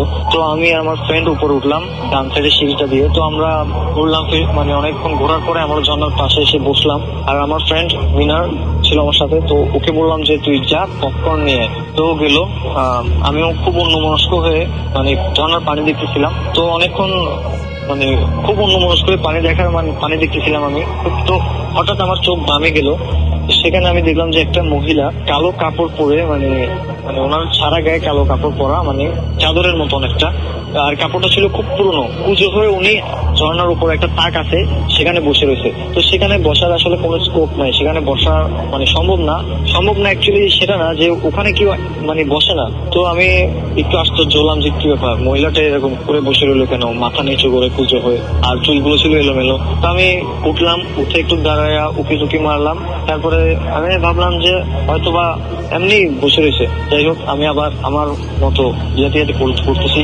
তো হঠাৎ আমার ফ্রেন্ড আসলো, আমাকে পপকর্ন দিল। আমি ওরা খুব আস্তে আস্তে বললাম যে কি ব্যাপার, এই মহিলাটা পাগল নাকি যে উনি এরকম করে বসে রয়েছে ইয়ার উপরে, এখানে কি বসা যায়? কাউকে তো কোনো সময় বসতে দেখি নাই। তো বলতে তুই কার কথা বলছিস? আমি বললাম যে ওই যে ওখানে একটা যে মহিলাটা বসে রয়েছে কালো কাপড় পরা। তো বললো যে ওখানে তো কেউই নেই। যখন আমি মানে ফিরলাম তখন দেখলাম যে না, সেখানে কেউই নেই। তো জিনিসটা আমি খুব আশ্চর্য হলাম। তারপরে আমি ভাবলাম যে না, হতে পারে অ্যাকচুয়ালি আমার কল্পনা। যাই হোক, আমি তারপর আর কারোর সাথে ঘটনাটা শেয়ার করে নেই। তো আমি 3-4 মাস পরে আমি ঢাকায় গেলাম। আমার একটা কাজিনের বাসায়। কাজিন অ্যাকচুয়ালি আমার ফ্রেন্ড ধরনের। তো যাই হোক, আমি গেলাম সেখানে। তো অনেকদিন দেখা সাক্ষাৎ নাই ওর সাথে, তারপর আমরা কথা বলতেছি ওর সাথে। তো হঠাৎ কথা চলে, মানে ভয়েস লিক চলে আসছে। তো বলতো তোদের ভয়েস লিক তো অনেক ভয়ঙ্কর, যেমন সুন্দর এমনি ভয়ঙ্কর। আমি ওরে বললাম যে কেন বলতেছিস? ও বললো যে আমি আর আমার একটা ফ্রেন্ড আমরা গেলাম ভয়েস লিকে একবার। তো ভয়েস লিকে যখন আমরা গেছি তখন মানে অনেকটা সন্ধ্যা, তখন আমি একটা জিনিস দেখলাম। বললাম কি? দেখলাম যে ঝর্ণার, মানে যেখানে একটা ঝর্ণা আছে, তো ওইটার উপরে তাকে একটা মহিলা কালো কাপড় পরা এবং সে কুজো হয়ে বসে রয়েছে। আর তখন ছিল মানে সন্ধ্যা, আর আমিও দেখছিলাম সন্ধ্যায়। তো আমি মানে মনে মনে বললাম, তখন আমি ওরে বলি নাই, আমি তখন মনে মনে বললাম যে কি ব্যাপার, ঘটনাটা তো আমার সাথে মিলে যাচ্ছে। তো যাই হোক, এরপর আমি ওর থেকে মানে শুনলাম যে ও বলতেছে যে মানে মহিলাটাও ওখানে বসে রয়েছে। তো ওর ফ্রেন্ড কি করলো, মহিলাটার কাছে গেল এবং সে ওনাকে মানে ডাকলো। তো উনি যখন ওনার দিকে তাকাইছে, নাকি ও বেহুশ হয়ে গেছে। মানে মহিলাটার চেহারা যে মানে এতটাই ভয়ঙ্কর ছিল যে ও সাথে সাথে বেহুশ হয়ে গেছে সেখানে। তো আমার ফ্রেন্ড ও কি করলো, ওর ফ্রেন্ডকে মানে সেখান থেকে দিল, সবাই আসলো, মানে ওকে তারপর বাসা নিয়ে চলে গেছে ওরা। তো ইত্যাদি ইত্যাদি এরকম আরো কিছু বললো। তো আমি বললাম যে তুই প্রথম যে ঘটনাটা বলছো সেটা তো আমার সাথে মানে আমিও এই জিনিসটা পেস্ট করছি। তো তখন আমরা দুজনেই আসলে মানে ভয় পাইলাম জিনিসটা, কারণ আমি মনে করছিলাম হতে পারে এটা আমার কল্পনা, কিন্তু না, এটা আমার ফ্রেন্ড, তারপরে ওর ফ্রেন্ড, মানে তিনজন মানুষ এটা একই জিনিস দেখলাম, যে মানে আসলে সত্যি এটা অনেক ভয়ঙ্কর একটা জিনিস। রাইট, ঘটনাটা ছিল ফয়েজ লেকের। এবং ফয়েজ লেক সম্পর্কে আমাদের আরো ঘটনা আছে, যেমন আমাদেরকে সহমিতা আচ্ছা না, আমাদেরকে আরেকজন SMS করেছেন, ইমেল করেছেন, তার নাম হচ্ছে সিফাত ইমেল করেছেন, এবং তিনি ইমেল করেছেন চিটাগং থেকে। তারও ফয়েজ লেক নিয়ে একটা ঘটনা জানা আছে, সেই ঘটনা তিনি শেয়ার করেছেন। সময়টা ছিল রাত, আর রাতটা ছিল থার্সডে নাইট। হিরণ বরাবরের মতো বর্ষির সিট কিনেছিল। আচ্ছা, বর্ষির সিট কিনেছিল। এইবার সিট কিনেছিল ভাটিয়ারি লেকে। ওকে, মানে এটা কি মানে বর্ষির সিট আমি ঠিক জানি না, এটা মনে হয় মাছ ধরার জন্য কোনো একটা কিছু, এবং এটা চিটাগংয়ে যারা আছেন তারা আরো ভালো বুঝতে পারবেন। ভাটিয়ারি লেকে রাত ধীরে ধীরে গভীর হতে লাগলো। আপনারা হয়তো জানেন যে লেকে, নদীতে কিংবা সাগরে বড়শিতে খুব একটা মাছ ধরে না, যে কয়েকটা লাগে তাও বড়সড়ই লাগে। হিরণের সাথে একজন পার্টনারও ছিল। হিরণ হঠাৎ খেয়াল করলো পার্টনারের যিনি সাথে ছিলেন তিনি ঘুমিয়ে পড়েছেন, কারণ তার পার্টনার জানতেন হিরণ ঘুমোবে না। রাত আরো গভীর হতে লাগলো। হঠাৎ হিরণ খেয়াল করলো ছোট একটা ছেলে সাঁতরে সাঁতরে লেক পার হচ্ছে। একবার এপার থেকে ওপার যাচ্ছে, আরেকবার ওপার থেকে এপার আসছে। চাঁদের আলোতে ছেলেটির গায়ে পড়ার সাথে সাথেই কালো বর্ণের ছেলেটিকে দিকে হিরণের দৃষ্টি আটকালো। হিরণ ছেলেটি সম্পর্কে কিছু ভেবে ওঠার আগেই ছেলেটি অদৃশ্য হয়ে গেল। পরক্ষণেই লেকের ওপারে পাহাড়ের গা ঘেঁষে যেখানে জঙ্গল, সেই জঙ্গলের মধ্যে দেখল হিরণ যে সাদা রঙের আলখেল্লা পরা একজন মানুষ, যিনি নামাজ পড়ছেন। মানুষটি নামাজ পড়া শেষে সালাম ফিরালো। অমনি হিরণের চোখে মানুষটির দৃষ্টি আটকালো। যখন নামাজ পড়ার সময় হিরণের দিকে তাকালো, আর কি সালাম ফেরানোর সময় আটকালো। হিরণ ভাবছিল এত রাতে জঙ্গলের মধ্যে মানুষটি কিসের নামাজ পড়ছে। ভাবতে ভাবতেই হঠাৎ হিরণ দেখে মানুষটি নেই। সেই পরপর দুটি মানুষকে দেখল, একজনের সাথে একজন সাঁতরে লেক পার হচ্ছিল, আরেকজন জঙ্গলের ভেতরে নামাজ পড়ছিল। হিরণ যাদেরকে দেখল তারা কারা, তারা কে, এইসব কোনো ব্যাখ্যা তার কাছে ছিল না। পরদিন খুব ভোরে হিরণকে অজ্ঞান অবস্থায় পায় তার পার্টনার। পরদিন খোঁজ খবর নিয়ে স্থানীয় মানুষদের কাছে জানা গেল রাতে এরকম অনেকেই অনেক কিছু দেখে। হিরণেরও সেরকম একটা ব্যাপার হয়েছে এবং হিরণের কাজিন সিফাত এই ঘটনাটি আমাদের ইমেল করেছেন। সো ফয়েজ লেক নিয়ে এরকম অসংখ্য ঘটনা আছে, আমি বুঝতে পারছি। সেই ঘটনাগুলো যদি আপনার জানা থাকে, আপনি যদি স্টুডিওতে আসতে চান, অলওয়েজ ওয়েলকাম। আর আপনি যদি আমাদের লিখে পাঠাতে চান তাহলে অবশ্যই লিখে পাঠাতে পারেন bhootfm@radiofurti.fm। এছাড়া আপনি আমাদের SMS করে যদি আসতে চান জানাতে পারেন। আমাদের SMS করার নিয়মটি হচ্ছে মোবাইলের মেসেজ অপশনে গিয়ে টাইপ করে ফেলতে হবে আপনাকে SHOUT শাউট স্পেস আপনার নাম স্পেস আপনার মেসেজ পাঠিয়ে দিতে হবে 9840 নাম্বারে। আমরা আবারও ফিরে যাব আমাদের প্রথম অতিথির কাছে। ওকে, আপনার নামটা বলে আবার শুরু করবেন। অনেকেই হয়তো অনেকক্ষণ আমরা অন্য বিষয় নিয়ে আলোচনা করেছি। সো আমার নাম কাইসার রহমানী। উনি এর আগে দুটো ঘটনা বলেছেন পরপর, তাই না? চাঁপাইনবাবগঞ্জের ঘটনা। হ্যাঁ, চাঁপাইনবাবগঞ্জে। আমার মূল ঘটনাটার আগে কি আরেকটা ঘটনা বলা যাবে? হ্যাঁ শিওর, আপনি বলতে পারেন। সেই ঘটনাটাও আমিও প্রত্যক্ষদর্শী। আমি এর আগেও বললাম যে আমি আর আমার ফুফাতো ভাই, কাজিন তুহিন ভাই, আমার অনেক সিনিয়র, আমরা একসাথে এক ঘরে ঘুমাতাম। মানে ফুফাতো ভাই আমাদের সাথে থাকতেন। তখন আমি ক্লাস 8 অথবা 9 পড়ি। তো আমাদের বাড়িটা মাটির দোতলা, তার পাশে আবার একটা ছোট্ট কয়েকটা ঘর। তো আমাদের যেটা বাথরুম ছিল সেটার কোনো দরজা ছিল না, সেটা ছিল আপনার চট, মানে গ্রামে চট বলে ওটাকে আর কি, মানে বস্তা। ওটা দিয়ে দেওয়া হয়েছিল ওটার উপরে বাথরুমে। তো আমি ঘরে, তুহিন ভাইয়া প্রায় রাত তখন 2:30-3টা এরকম হবে, উঠেছে বাথরুমে যাবে এই জন্য। ওকে, তো উঠে দেখে যে পানির শব্দ। তো উনি লাইট যেহেতু উনি অন করেছে, আমার ঘুম ভেঙে গেছে। তো উনি আবার ভাবলো যে মামি মানে আমার আম্মা অথবা আব্বা থাকতে পারে। তো উনি আম্মার কথাটা বেশি মনে করছে, মামি হয়তো আছে, এই জন্য আবার চলে আসছেন ওখান থেকে ঘরে। 10-15 মিনিট পরে আবার সেখানে গেছে,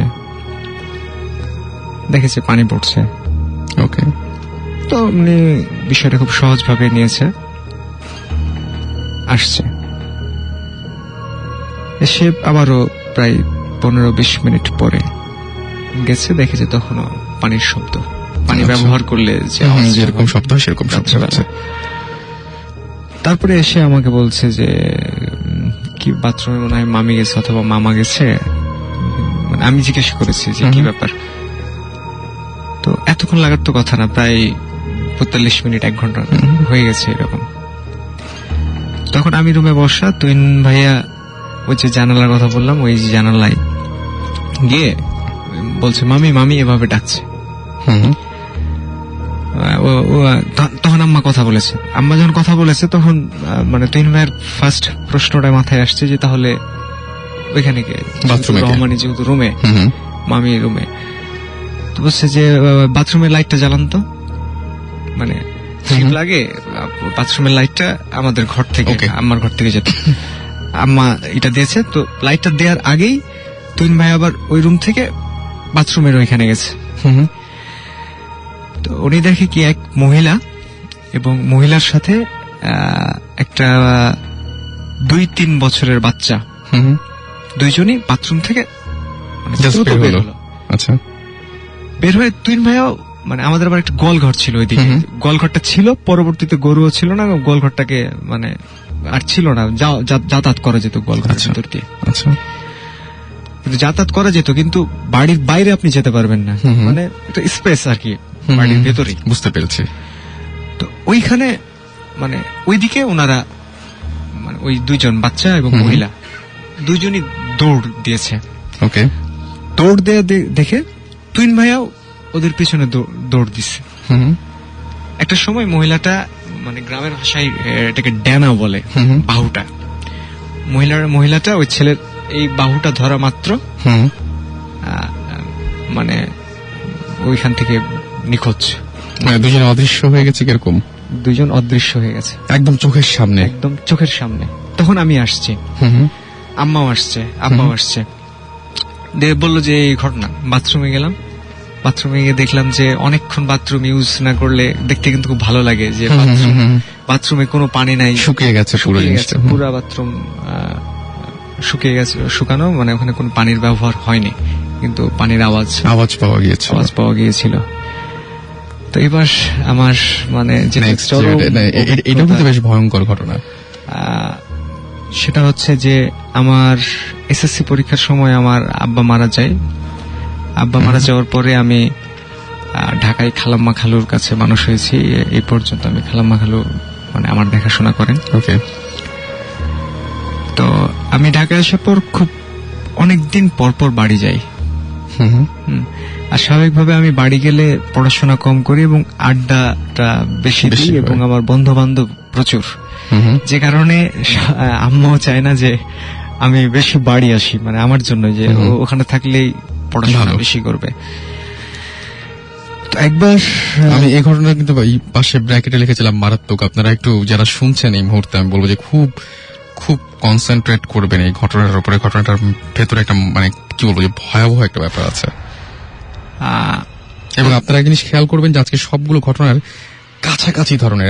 আমাদের যেটা প্রত্যেকবার মানে এই কোইন্সিডেন্সটা হয় যে প্রত্যেকটা ঘটনা একটু কাছাকাছি ধরনের। তোমরা শুনি। তো প্রথমে আমাদের গ্রামটার একটু বর্ণনা দিই যে চাঁপাইনবাবগঞ্জ জেলার লাস্ট স্টেশনটা হচ্ছে রহনপুর স্টেশন। মানে ওটার পরে ইন্ডিয়া। আমি গিয়েছি, আমি ওই দিক দিয়ে মানে ওই পুরো জায়গাগুলো আমার দেখা আছে এই জন্য যে আমি ওই দিক দিয়ে একবার ইন্ডিয়া গিয়েছিলাম। আচ্ছা, হতে পারে। হ্যাঁ। তো আমাদেরটা লাস্ট স্টেশন, যার ফলে মানে আমাদের রহনপুর গ্রামে অসংখ্য পাগল দেখা যায়। মানে সম্ভবত ট্রেনে উঠে যাওয়ার পর ট্রেন আমাদের এখানে তো অনেকক্ষণ থাকে, ট্রেন দুই দিন থেকে যায়। যখন দেখে যে চলছে না তখন হয়তো তারা নেমে পড়ে, যার কারণে মানে বিচিত্র রকমের পাগল কিন্তু মানে 2-1 মাস পর পরই সেখানে দেখা যায়। তো রহনপুর বড় বাজার যেটা, সেখানে একজন পাগল ছিলেন, ওর নাম হচ্ছে সামু পাগল। আমরা স্থানীয়ভাবে তাকে সামু পাগল বলি। তো সামু পাগল ওর হচ্ছে যে পাগলরা সাধারণত একটু অপরিষ্কার হয় এবং মানে চুল অপরিষ্কার হয়, দাড়ি অপরিষ্কার করে না ঠিক মতো। কিন্তু ওটার সে বিপরীত ছিল। আচ্ছা, সুদর্শন ছিল চেহারা, মানে ফর্সা, মুখ ভর্তি কালো দাড়ি, আর চুলও অনেক ঘন এবং খুব বড় না, কিন্তু মানে ঘনত্বের কারণে মনে হতো যে অনেক বেশি চুল। এবং আমি দেখেছি ওনাকে যে উনি বসতো মুনি ঋষিদের মতো, মানে চালচলনে একটা আভিজাত্য ছিল। এবং মানে পাগলরা পাগলামি করতো, ও কিন্তু পাগল, কিন্তু পাগলামি করতে আমি কখনো দেখি না। রহনপুর বড় বাজার যেটা, মানে বাজার একটা, ওই বড় বাজারে সিলেক্টিভ 5 থেকে 6টা দোকানে সে নিয়মিত বসতো, আর ওখানেই থাকতো, ওখানেই ঘুমাতো। বাজারের যে ছাউনিগুলো, যে দোকানগুলোতে বসে থাকতো, তো বসতো। আবার মুনি ঋষিরা ধ্যান করে যেভাবে, ঠিক ওইভাবে বসতো, আর বিড় নিজে নিজে কি বলতো। আর সিগারেট খেত খুব, সবসময় হাতে দেখতাম সিগারেট। ওই নির্দিষ্ট কয়েকজন লোকের কাছে চাইতো কিছু, কেউ দিলে খেত, না দিলে খেত না, এবং উপদ্রব করতো না সে। ওকে। এই কারণে তাকে মোটামুটি এখনো আমার মনে হয় যে সবাই খুব বেশ সমাদর করে বা সবাই তাকে পছন্দই করে বলা যায়। তো আমি আব্বার মৃত্যুর পর খালু আমাকে ঢাকায় নিয়ে চলে আসে। আমি ঢাকার বিসিএসসি কলেজে ভর্তি হই। একবার প্রায় 1 বছর পরে আমি বাড়ি এলাম। ওকে। বাড়ি যাওয়ার পরে নাইট কোচে বাড়ি গেছে, সকালবেলা পৌঁছেছি, রেস্ট নিয়ে বিকেলবেলা বের হয়েছি। বিকেলবেলা বের হয়ে বন্ধুদের সাথে আড্ডা, এবং আমি মানে এখন পর্যন্ত এখনো বাড়ি গেলে আম্মার প্রচন্ড বকা খাই এবং প্রচুর রাত করি, মানে রাত হয়ে যায়। তো তখন আড্ডা দিতাম। আমাদের ওখানে একটা সিনেমা হল আছে, মুক্তাশা সিনেমা হল। ওই সিনেমা হলে আমরা প্রত্যেক মানে বন্ধুরা আড্ডা দিই সবাই, এবং রাত হয় অনেক। তো একদিন আড্ডা দিতে দিতে প্রায়, এটা হচ্ছে 2000 সালের ঘটনা। 2000 সালের ঘটনা। তখন আমি কলেজে 2য় বর্ষে পড়ি। আচ্ছা। তো আড্ডা দিলাম অনেকক্ষণ আড্ডা দেওয়ার পরে আমি বাড়ি যাব। রহনপুরের সবচাইতে সুন্দর এবং বড় কবরস্থানটা হচ্ছে খড়মোড় এলাকায়। খড়মোড় মানে ওইখানে এক সময় খড় ছিল, মানুষজন বসবাস কম ছিল, ওই গবাদি পশু গরু ছাগল যে জেলখানা যেটা আচ্ছা সেটা খড়, তো এই জন্য ওই জায়গাটার নামকরণ খড়মোড়। তো এই খড়মোড়ে আমাদের নতুন বাড়িটা, ওই বাড়িতে আমরা এখন থাকি। তো ওই সবচেয়ে সুন্দর বড় কবরস্থানটা পরিষ্কার পরিচ্ছন্ন খুব, এবং কবরস্থান সম্বন্ধে আর যা যা থাকে যে খুব ভয়ঙ্কর এটা সেটা আমাদেরটা সেটা না, আমাদেরটা হচ্ছে খুব মানে পরিষ্কার পরিচ্ছন্ন এবং খুব চমৎকার একটা কবরস্থান। তো ওইখান থেকে আমার বাড়ি যেতে হেঁটে যেতে 5 মিনিট লাগে। আচ্ছা, ওইখান দিয়ে যেতে হয়। তো রাত 12:30 1টা প্রায় বেজে গেছে আড্ডা দিতে দিতে। আমি যাচ্ছি, আমি গেলাম কবরস্থানের পাশ দিয়ে। তো সামু আসছে, সে নির্দিষ্ট কয়েকজনকে যে পছন্দ করতো, তো ওর মধ্যে আমি একজন ছিলাম। আচ্ছা, তো সামু এসে বলছে যে টাকা দে। আমি আবার তুই বলতাম ওকে, তুই বলতাম, আসলে বলাটা আসলে ঠিক না, কিন্তু বলতাম কেন জানি। বলছে যে টাকা দে। তো আমার তাকে ভালো লাগতো, কারণ সে একটা পাগল, কিন্তু এই যে মুনি ঋষিদের মতো চলাচল, কোনো পাগলামি করে না, পরিষ্কার পরিচ্ছন্ন, এবং দীর্ঘদিন থেকে তাকে দেখে আসছে ছোটবেলা থেকে, প্রায় 20 বছর একই জায়গায় ছিল, যার ফলে একটা মায়া মমতা কাজ করে তার প্রতি। আমি অনেকদিন পরে বাড়ি গেছি, আমি দিলাম টাকা দিয়ে পরের দিনও বিকেলবেলা বের হয়েছি, 1টা 2টা পর্যন্ত ঘুমাই, কাজ থাকে না তো বাড়িতে গেলে কোনো। আর আম্মাও বকাঝকা তখন একটু কম করে, ভাইয়া একটু বকাঝকা করে। তো আবার আড্ডা দিয়েছি, ঘোরাফেরা করেছি। তা আমার কোনো বন্ধুর বাড়ি মানে খোয়াড় মোড়ে না, বিভিন্ন জনের বিভিন্ন জায়গায়। ওকে। তো আমি আবার বাড়ি আসছি 12:30 1টা। আর তখন কবরস্থানটা মানে এখন সেটা বাউন্ডারি দেওয়া হয়েছে এবং পর্যাপ্ত লাইট লাগানো হয়েছে, তখন এটা ছিল না। ওকে। এবং ওইখানকার মোড়টাতে অনেক ক্লিনিক হয়েছে এখন, তো ক্লিনিক গুলো ছিল না, একদম ফাঁকা জায়গা ছিল এটা। আমি আসছি, আস্তে কবরস্থানের পাশ দিয়ে আসছি, আবার সামু আসছে। সামু এসে বলছে যে টাকা দে। আমি কিছু মনে করিনি, আমি দিলাম, চাইতে পারে, স্বাভাবিক। বাসায় চলে গেছে, বাড়িতে চলে গেছে। ভাইয়া বকাঝকা করলো, আম্মারও একটু ঝামেলা হয়, কারণ রাত্রেবেলা আবার আম্মাকে উঠাতে হয়, আমার আম্মা খাবার দেয়। ওকে। পরে 2-1 দিন আসছি, কোনটা 2-1 দিন আমি আর দেখি নাই তাকে। তারপরে একদিন আমি আসছি, এসে ঠিক কবরস্থানটার পাশ দিয়ে যাচ্ছি, তখনও 1টা 1:30 বাজে। তো মানে কান্নার আওয়াজ, এই হু হু হু করে কান্নার আওয়াজ। তো আমি চিন্তা করলাম যে এখানে মানে কাঁদছে কে। তো দেখলাম যে সামু, ওই এখন যেখানে গেটটা বানানো হয়েছে ওর পাশে, সে ওই মানে জড়সড় হয়ে বসে কাঁদছে। তা আমি আবার তার পাশে গেছি। পাশে গিয়ে আমি বলছি যে কি ব্যাপার, কাঁদছিস কেন? তো ও কিছু বললো না, ও কিছু না বলে আমি যেদিক দিয়ে আসছি সেই দিকে চলে গেল, মানে বাজারের দিকে গেল। আমি আবার ওর বিপরীত দিকে আমার বাড়ি। আমি আর কিছু বললাম না, আমি তখন আমার বাড়ির দিকে যাচ্ছি। তো একটা কাঠের মিল আছে আমার বাড়ির সামনে, তো ওটার কিছু দূর আসা মাত্র হঠাৎ দেখি সে আবার আমার সামনে। আমি আবার একটু অবাক হলাম যে কি ব্যাপার, ও চলে আসলাম, এখন আবার সামনে আসলো। অবাক হয়েছে, কিন্তু প্রশ্ন জাগে নাই মনে, কারণ সব বিষয়গুলো আমার কাছে স্বাভাবিক মনে হয়েছে। সে বলছে যে আমার খুব ঠান্ডা লাগছে, আমাকে একটা সাদা চাদর দিতে হবে। তো আমি সাদা চাদর, ঠান্ডা, তখন গরমের সময়। তো আমার মানে এখন যেটা মনে হয়, যেমন একটু আগে যে গল্পটা বলছিলাম যে ওই মহিলার হাসি, তো শামুর চোখ দুইটা মানে কেমন একটা মমতা, মানে সে চাচ্ছে। হুম তো ওর চোখ দুটো আমার খুব মনে পড়ে। তো আমি তখন বললাম যে আচ্ছা ঠিক আছে দিব, যা, ঠিক আছে দিব বলে আমি বাড়ি চলে গেলাম। হুম তারপরের দিন বিকেলবেলা বন্ধুদের সাথে আড্ডা দিচ্ছি, আমার বন্ধু রাজু, তাজ, এরা সবসময় আড্ডা দিই একসাথে, বসে আড্ডা দিচ্ছি। আড্ডা দেওয়ার সময় বলছি যে আবদারটার কথা বললাম সামুর, যে সামুর সাথে এরকম দেখা, 2 দিন টাকা দিলাম, এখন আবার ওর নাকি ঠান্ডা লাগছে, সাদা চাদর নেবে। কথা বলা মাত্র ওরা হাসতে লাগছে। তো মানে আমি কিছু বুঝে উঠতে পারছি না, প্রচন্ড হাসছে তারা, যে কি ব্যাপার। আমি স্যার হাসছিস কেন? তো ওরা ফাজলামি করতে শুরু করলো আবার, যে কি চাইছে তোর কাছে? আমি বললাম যে চাদর। কত টাকা দিয়েছিস তুই? আমি কত টাকা দিয়েছিলাম মনে নাই আমার, বললাম যে হ্যাঁ দিয়েছি, এটা সেটা। ওরা আরো হাসছে।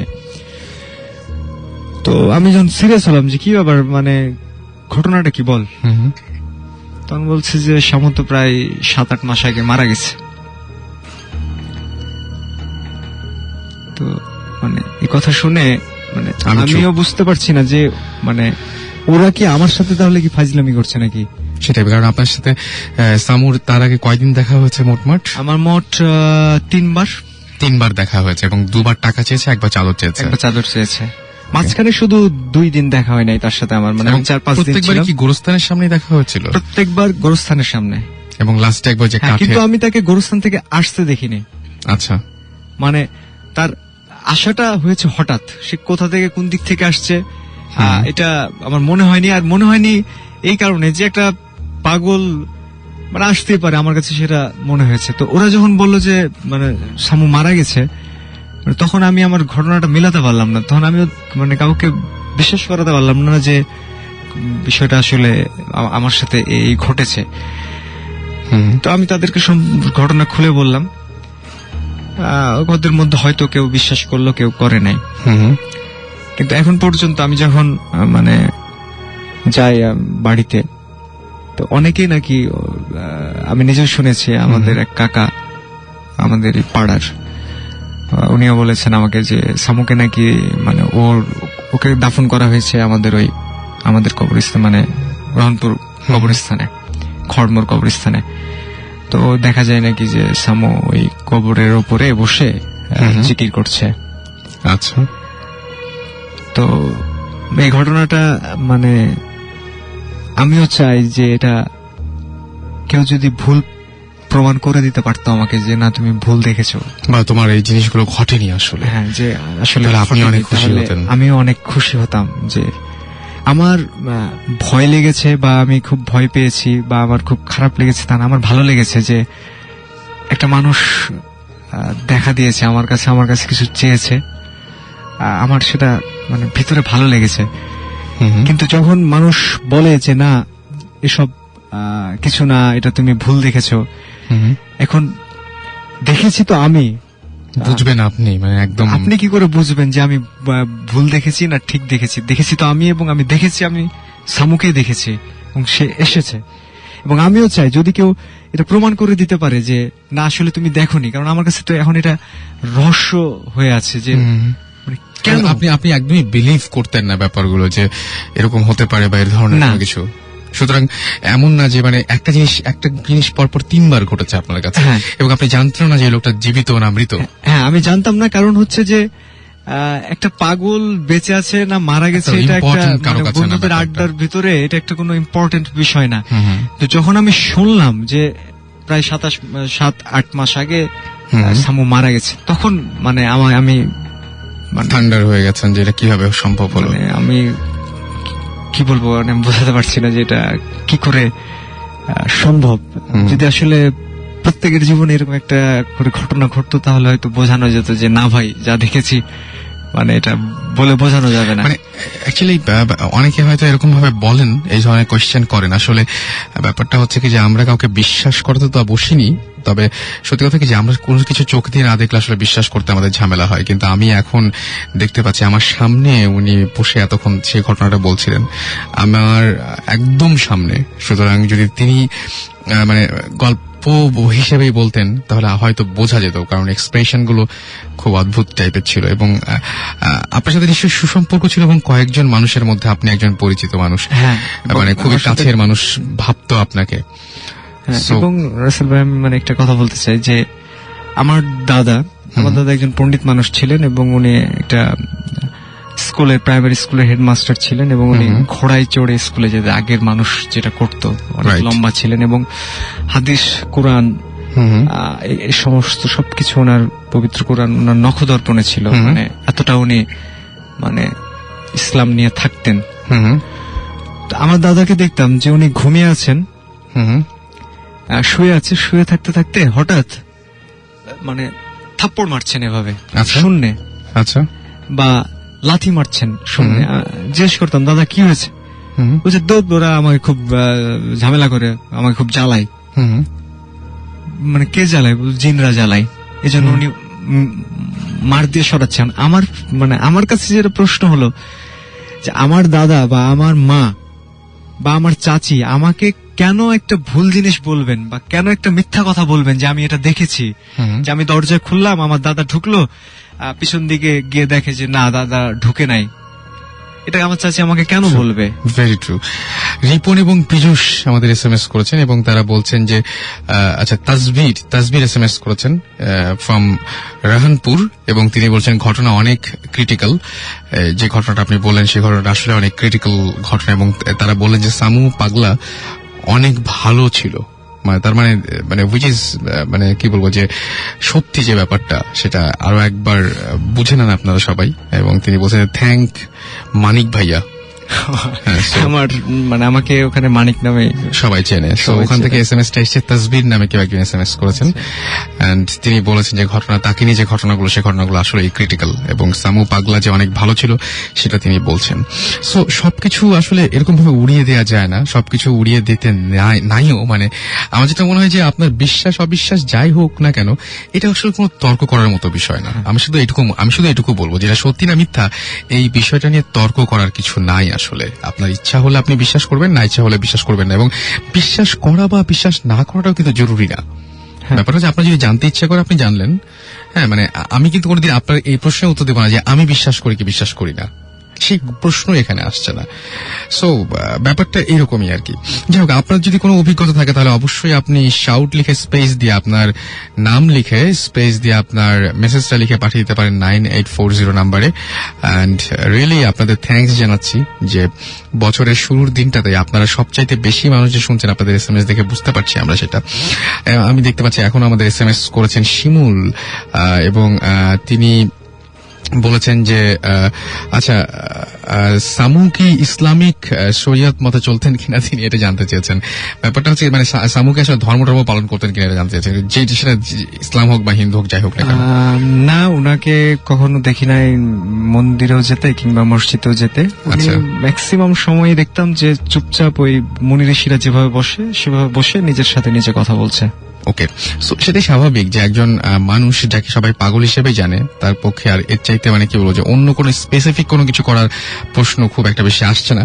পিয়াল লিখেছেন আমাদেরকে, পিয়াল এসএমএস করেছেন এবং আবির আমাদের এসএমএস করেছেন, আলম এসএমএস করেছেন, আলিফ এসএমএস করেছেন, রুমি এসএমএস করেছেন আমাদেরকে, তুবা এসএমএস করেছেন, জামান, তারপরে স্বাধীন, মামুন এসএমএস করেছেন আমাদেরকে, তাশিক এসএমএস করেছেন, শিমুল, সাইফ সহ আরো অনেকে।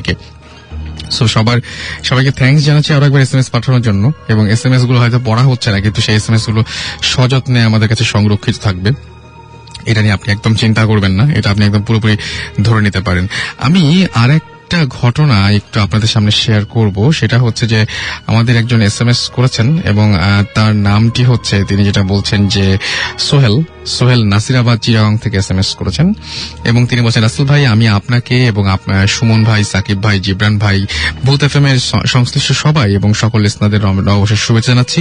আমার নাম সোহেল, চট্টগ্রামে থাকি। ভূত এফএম আমার প্রিয় একটি অনুষ্ঠান, অনেক ভালো লাগতো শুনতে, অনেক ভালো লাগে শুনতে, খারাপ লাগে যখন অনুষ্ঠানটা শেষ হয়ে যায়, আর অপেক্ষায় থাকি কখন ফ্রাইডে নাইট আসবে। আরো ভালো লাগতো যদি অনুষ্ঠানটা সপ্তাহে 2 দিন প্রচার করা যেত। যাক, সে কথা আমি ভূত এফএম বিষয়ক ব্যাপারগুলোতে শুনতে অনেক কৌতূহলী। আজকে আমার জীবনে পর্যায়ক্রমে ঘটে যাওয়া কিছু এক্সপেরিয়েন্স আপনার সাথে শেয়ার করতে চাই। আমি তখন ক্লাস 8-এ পড়ি, থাকতাম নারায়ণগঞ্জের মিশন পাড়াতে একটা দোতলা বাড়িতে। বাড়িটার 3 দিকটা ছিল বড় বড় কচুরি পানাওয়ালা পুকুর। ওই সময় নারায়ণগঞ্জে পুকুর বেশি ছিল। দোতলা বাড়িটার পাশের ফ্ল্যাটে ছিল একটি ফ্যামিলি। ভদ্রলোক ছিলেন ব্যাংকার। ওনার 3 মেয়ে 1 ছেলে। ছেলেটা আমার সাথে একই ক্লাসে পড়তো। আর ভদ্রলোকের ওয়াইফ ছিলেন রোগাটে গড়ন, ফর্সা গায়ের রং, কিন্তু মানসিকভাবে অসুস্থ ছিলেন। ওনার আচরণে সেটা প্রকাশ পেত। উনি আমাকে খুব আদর করতেন, যেহেতু আমি ওনার ছেলের বন্ধু ছিলাম। উনি বিনা কারণে হাজবেন্ডের সাথে প্রায় ঝগড়া করতেন। আচ্ছা, তো আর অনেক রাত পর্যন্ত ছাদে উঠে বসে থাকতেন। আমরা প্রায় গভীর রাতে ওই বাড়ির ছাদে জুতো পায়ে দিয়ে ছাদের এক প্রান্ত থেকে অন্য প্রান্তে কারো দৌড়ে যাওয়ার শব্দ শুনতাম। মনে হতো একসাথে অনেকে খটখট শব্দ করে সারা ছাদে দৌড়ে বেড়াচ্ছে। ছাদে কোনো রেলিং ছিল না। একদিন মাকে এ ব্যাপারে জিজ্ঞেস করতে উনি বললেন, ওখানে খারাপ কিছু আছে, ছাদে কখনো যাবে না। কিন্তু আমার কৌতূহলী মনে প্রশ্ন দেখা দিল, যদি আন্টি অনেক রাত পর্যন্ত ছাদে থাকতে পারেন তাহলে আমি গেলে কি হবে। একদিন অনেক রাত পর্যন্ত পড়ছিলাম, রাত 12টা। পড়তে পড়তে ঘুম আসছিল। আমি বারান্দায় গিয়ে দাঁড়ালাম। বাসার সবাই ঘুম। হঠাৎ খেয়াল হলো সিঁড়ি দিয়ে ছাদে গিয়ে দেখি আন্টি ছাদে আছে কিনা। যদি থাকে কিছুক্ষণ গল্প করব। সিঁড়ি বেয়ে উপরে উঠে দেখি আন্টি ছাদের এক পাশে, যেখানে উনি প্রতিদিন বসে থাকেন পুকুরের দিকে মুখ করে, ওখানটায় বসে আছেন, চুলগুলো পিঠের উপরে ছড়ানো। ছাদে চাঁদের যথেষ্ট আলো ছিল, আর আন্টি যেহেতু ফর্সা, ওনাকে আমি একটু দূর থেকে ভালোভাবেই দেখা যাচ্ছিল। আমি কাছে না গিয়ে একটু দূরে থেকে ডাকলাম, আন্টি কি করেন আপনি? বাসা যাবেন না? উনি আমার দিকে না তাকিয়ে বলেন, পরে যাব। আমি ওনার ছেলের কথা জিজ্ঞেস করলাম, আন্টি আজাদ কি পড়ছে না ঘুমিয়ে গেছে? উনি এবারও আমার দিকে না তাকিয়ে বললেন, মনে হয় ঘুমাচ্ছে।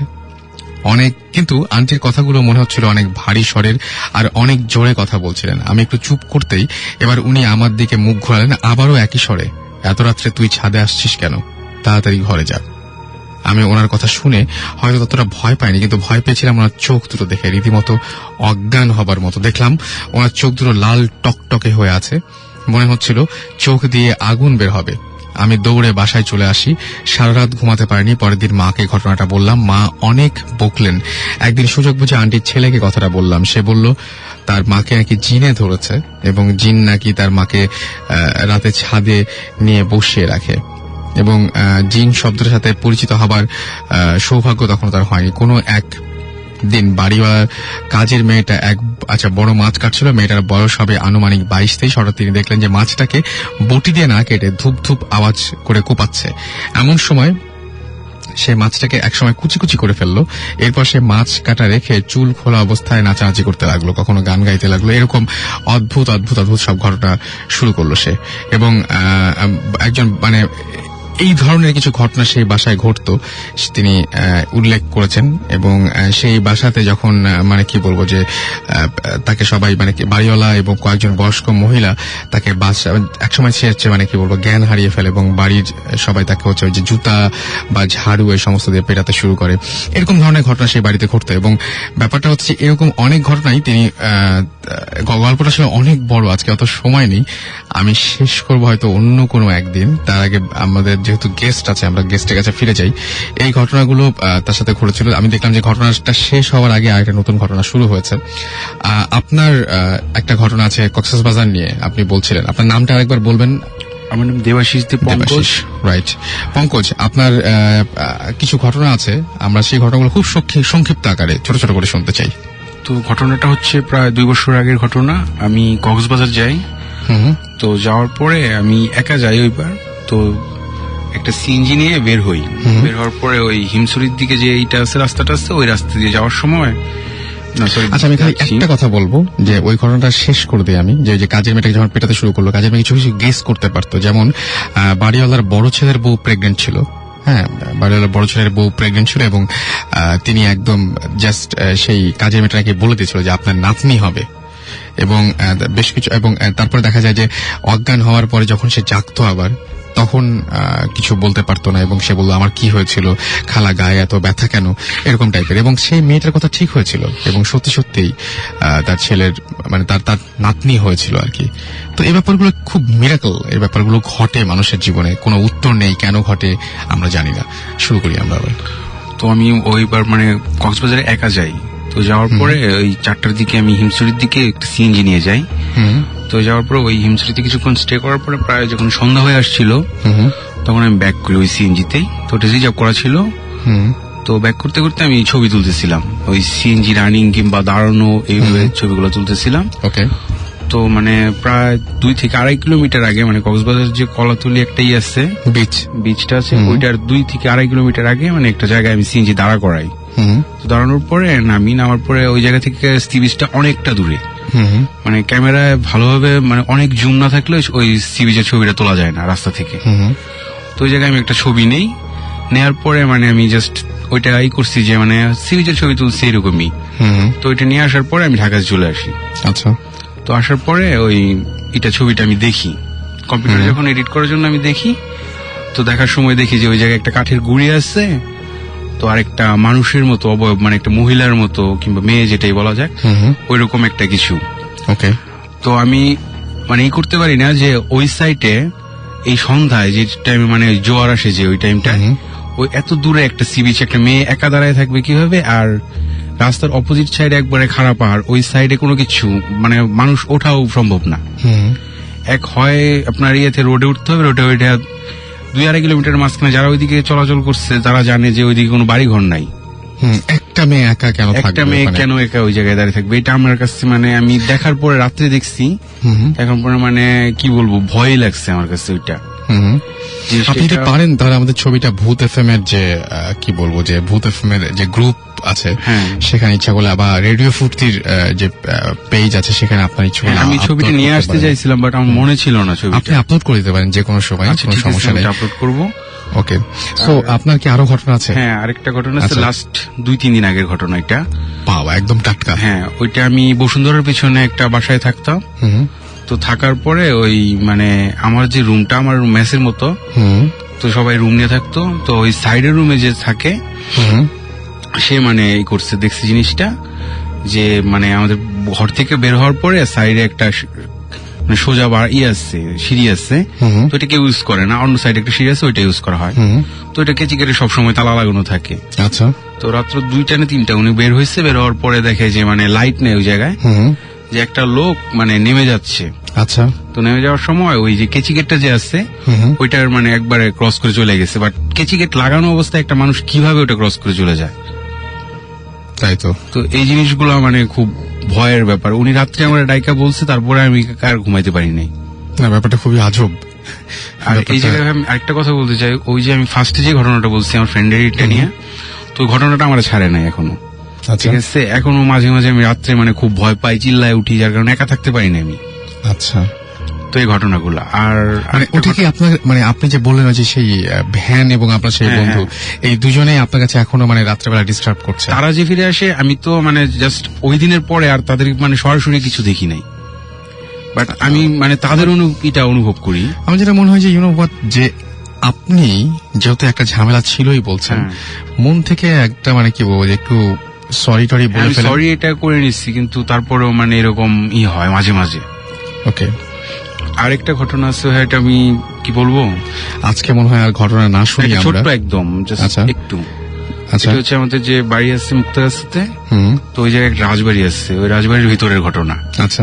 এটা অনেকেই শোনে। তো আমি একদিন মানে ওই কাজ ছিল অনেকটা, ওই কাজ টাজ করে রাত্র প্রায় 3টা বাজে, তো ওই রাস্তায় আমি রাজবাড়ির সামনে দিয়ে ব্যাক করছি একা। তো ব্যাক করার সময় ওই ইয়াতে মানে রাজবাড়ির সামনে যখন আসছি, তখন মানে নুপুরের শব্দ, আর ওই যে মেয়েরা যেরকম ভাবে হাসে, খুব জোরে হাসলে মানে কিন্তু খুব সুন্দর, আচ্ছা, ওই টাইপের একটা হাসি, আর মানে একটা মেয়ে দৌড়াচ্ছে নুপুর পায়ে, এরকম আমি একটা শব্দ শুনি। তো আমি জানতাম যে ওই জায়গায় মানে এরকম শব্দ হয়, আচ্ছা, অনেকেই শুনে। তো আমি শব্দ শোনার পরে আর মানে ওই জায়গায় দাঁড়িয়ে থাকতে পারি নাই, আমি দৌড়ায় আসছি। আসার পরে ওই আমাদের সাইডে একটা মানে মন্দিরের মতো আছে, ওই জায়গায় চলে গেছি। তো ওই জায়গায় যে গার্ড থাকে, সে মানে অনেকক্ষণ আমার বসায় রাখছে, ঘাইমা ঠাইমা, মানে আমি একদম ওই যে বেহুশ হওয়ার, যে মানে সেন্সলেস হয়ে যাওয়ার যে একটা অবস্থা, এরকম অবস্থা হয়ে গেছিল। ওকে, তার মানে ওই ঘটনা এবং ওই আপনি আমাকে বলছিলেন না যে ওই জায়গাটা ইনভেস্টিগেট করার জন্য হ্যাঁ, ওখানে অনেক আমি ওটা ঘটনা আছে। করতে চাই। ডেফিনেটলি আমরা জানাবো ভৌতিক টিমকে, তারা নিশ্চয়ই সেই বিষয়ে কোনো উদ্যোগ নিবে। থ্যাংক ইউ আপনাদের সবাইকে এত কষ্ট করে আমাদের সাথে স্টুডিওতে এসে আপনাদের এক্সপেরিয়েন্স শেয়ার করার জন্য। বুঝতেই পারছেন যে আমরা কিছুক্ষণের মধ্যেই আমরা শেষ করতে যাচ্ছি আমাদের আজকের ভূত এফএম। সো সবাই যারা এসএমএস করেছে তাদের নামগুলো আরেকবার উল্লেখ করতে চাই। বাপ্পি এসএমএস করেছেন আলামিন, শুভ, আব্দুল এসএমএস করেছেন, রাফি, রাজু, সুহানা এসএমএস করেছেন, আশিক, মৌ রাজশাহী থেকে, তুর্য, সাদিয়া এবং এসএমএস করেছেন আমাদেরকে। এছাড়াও রুদ্র এসএমএস করেছেন আমাদেরকে। আচ্ছা, শাহালম মোহাম্মদ, আচ্ছা মোহাম্মদ এসএমএস করেছেন আমাদেরকে। আচ্ছা এসএমএস করেছেন ফাঁকি, আচ্ছা এসএমএস করেছেন আমাদেরকে শিবলি সহ আরো অনেকে। সো আমি সবাইকে থ্যাঙ্কস দিচ্ছি সবাইকে এতগুলো এসএমএস আমাদেরকে করার জন্য। And stay tune to radio Foorti. আর যারা বড় করে বা আমাদের এই স্টুডিওতে এসে আপনার এক্সপেরিয়েন্স শেয়ার করতে চান, তাহলে যেটা করতে হবে ভূত এফএম, BHOOT ভূত FM @radiofurti.fm এ আপনি আপনার ইমেল পাঠিয়ে দিতে পারেন। ইমেলের সাথে অবশ্যই আপনার নাম, ঠিকানা এবং ফোন নাম্বার, অবশ্যই যে ফোন নাম্বারটা সবসময় চালু আছে সেই ফোন নাম্বারটা লিখে আপনি আমাদেরকে জানাতে পারেন এবং সেই সাথে মেইলে উল্লেখ করবেন যে আপনি কি চান যে আপনার এটা পড়ে শোনানো হোক, নাকি আপনি উপস্থিত হতে চান বা অর্থাৎ এখানে প্রেজেন্ট থাকতে চান। আর যারা চান যে পড়ে শোনানো হবে তারা ইচ্ছা করলে আলাদা একটা ওয়ার্ড ফাইলে বাংলায় আপনার সেই এক্সপেরিয়েন্সটা লিখে দিতে পারেন, যেটা আমাদের জন্য সহজ হয় বোঝার জন্য। যদি ইংরেজিতে চান তাহলে একদম ইংরেজিতে লিখে দিবেন। এনিওয়েজ, চলে যাব আজকের মতন এই ভূত এফএম ছেড়ে, ফিরে আসবো আবারও আগামী সপ্তাহে। সেই পর্যন্ত আমি সবাইকে বলবো যে সবাই ভালো থাকুন, সুস্থ থাকুন, সুন্দর থাকুন এবং বেশি বেশি করে সাহস সঞ্চার করুন আগামী ভূত এফএম এর জন্য। সেই পর্যন্ত সবাইকে অনেক অনেক ধন্যবাদ জানিয়ে এবং আগামী শো অর্থাৎ আগামী ভূত এফএম আমন্ত্রণ জানিয়ে শেষ করছি আজকের মতো। খোদা হাফেজ, টাটা।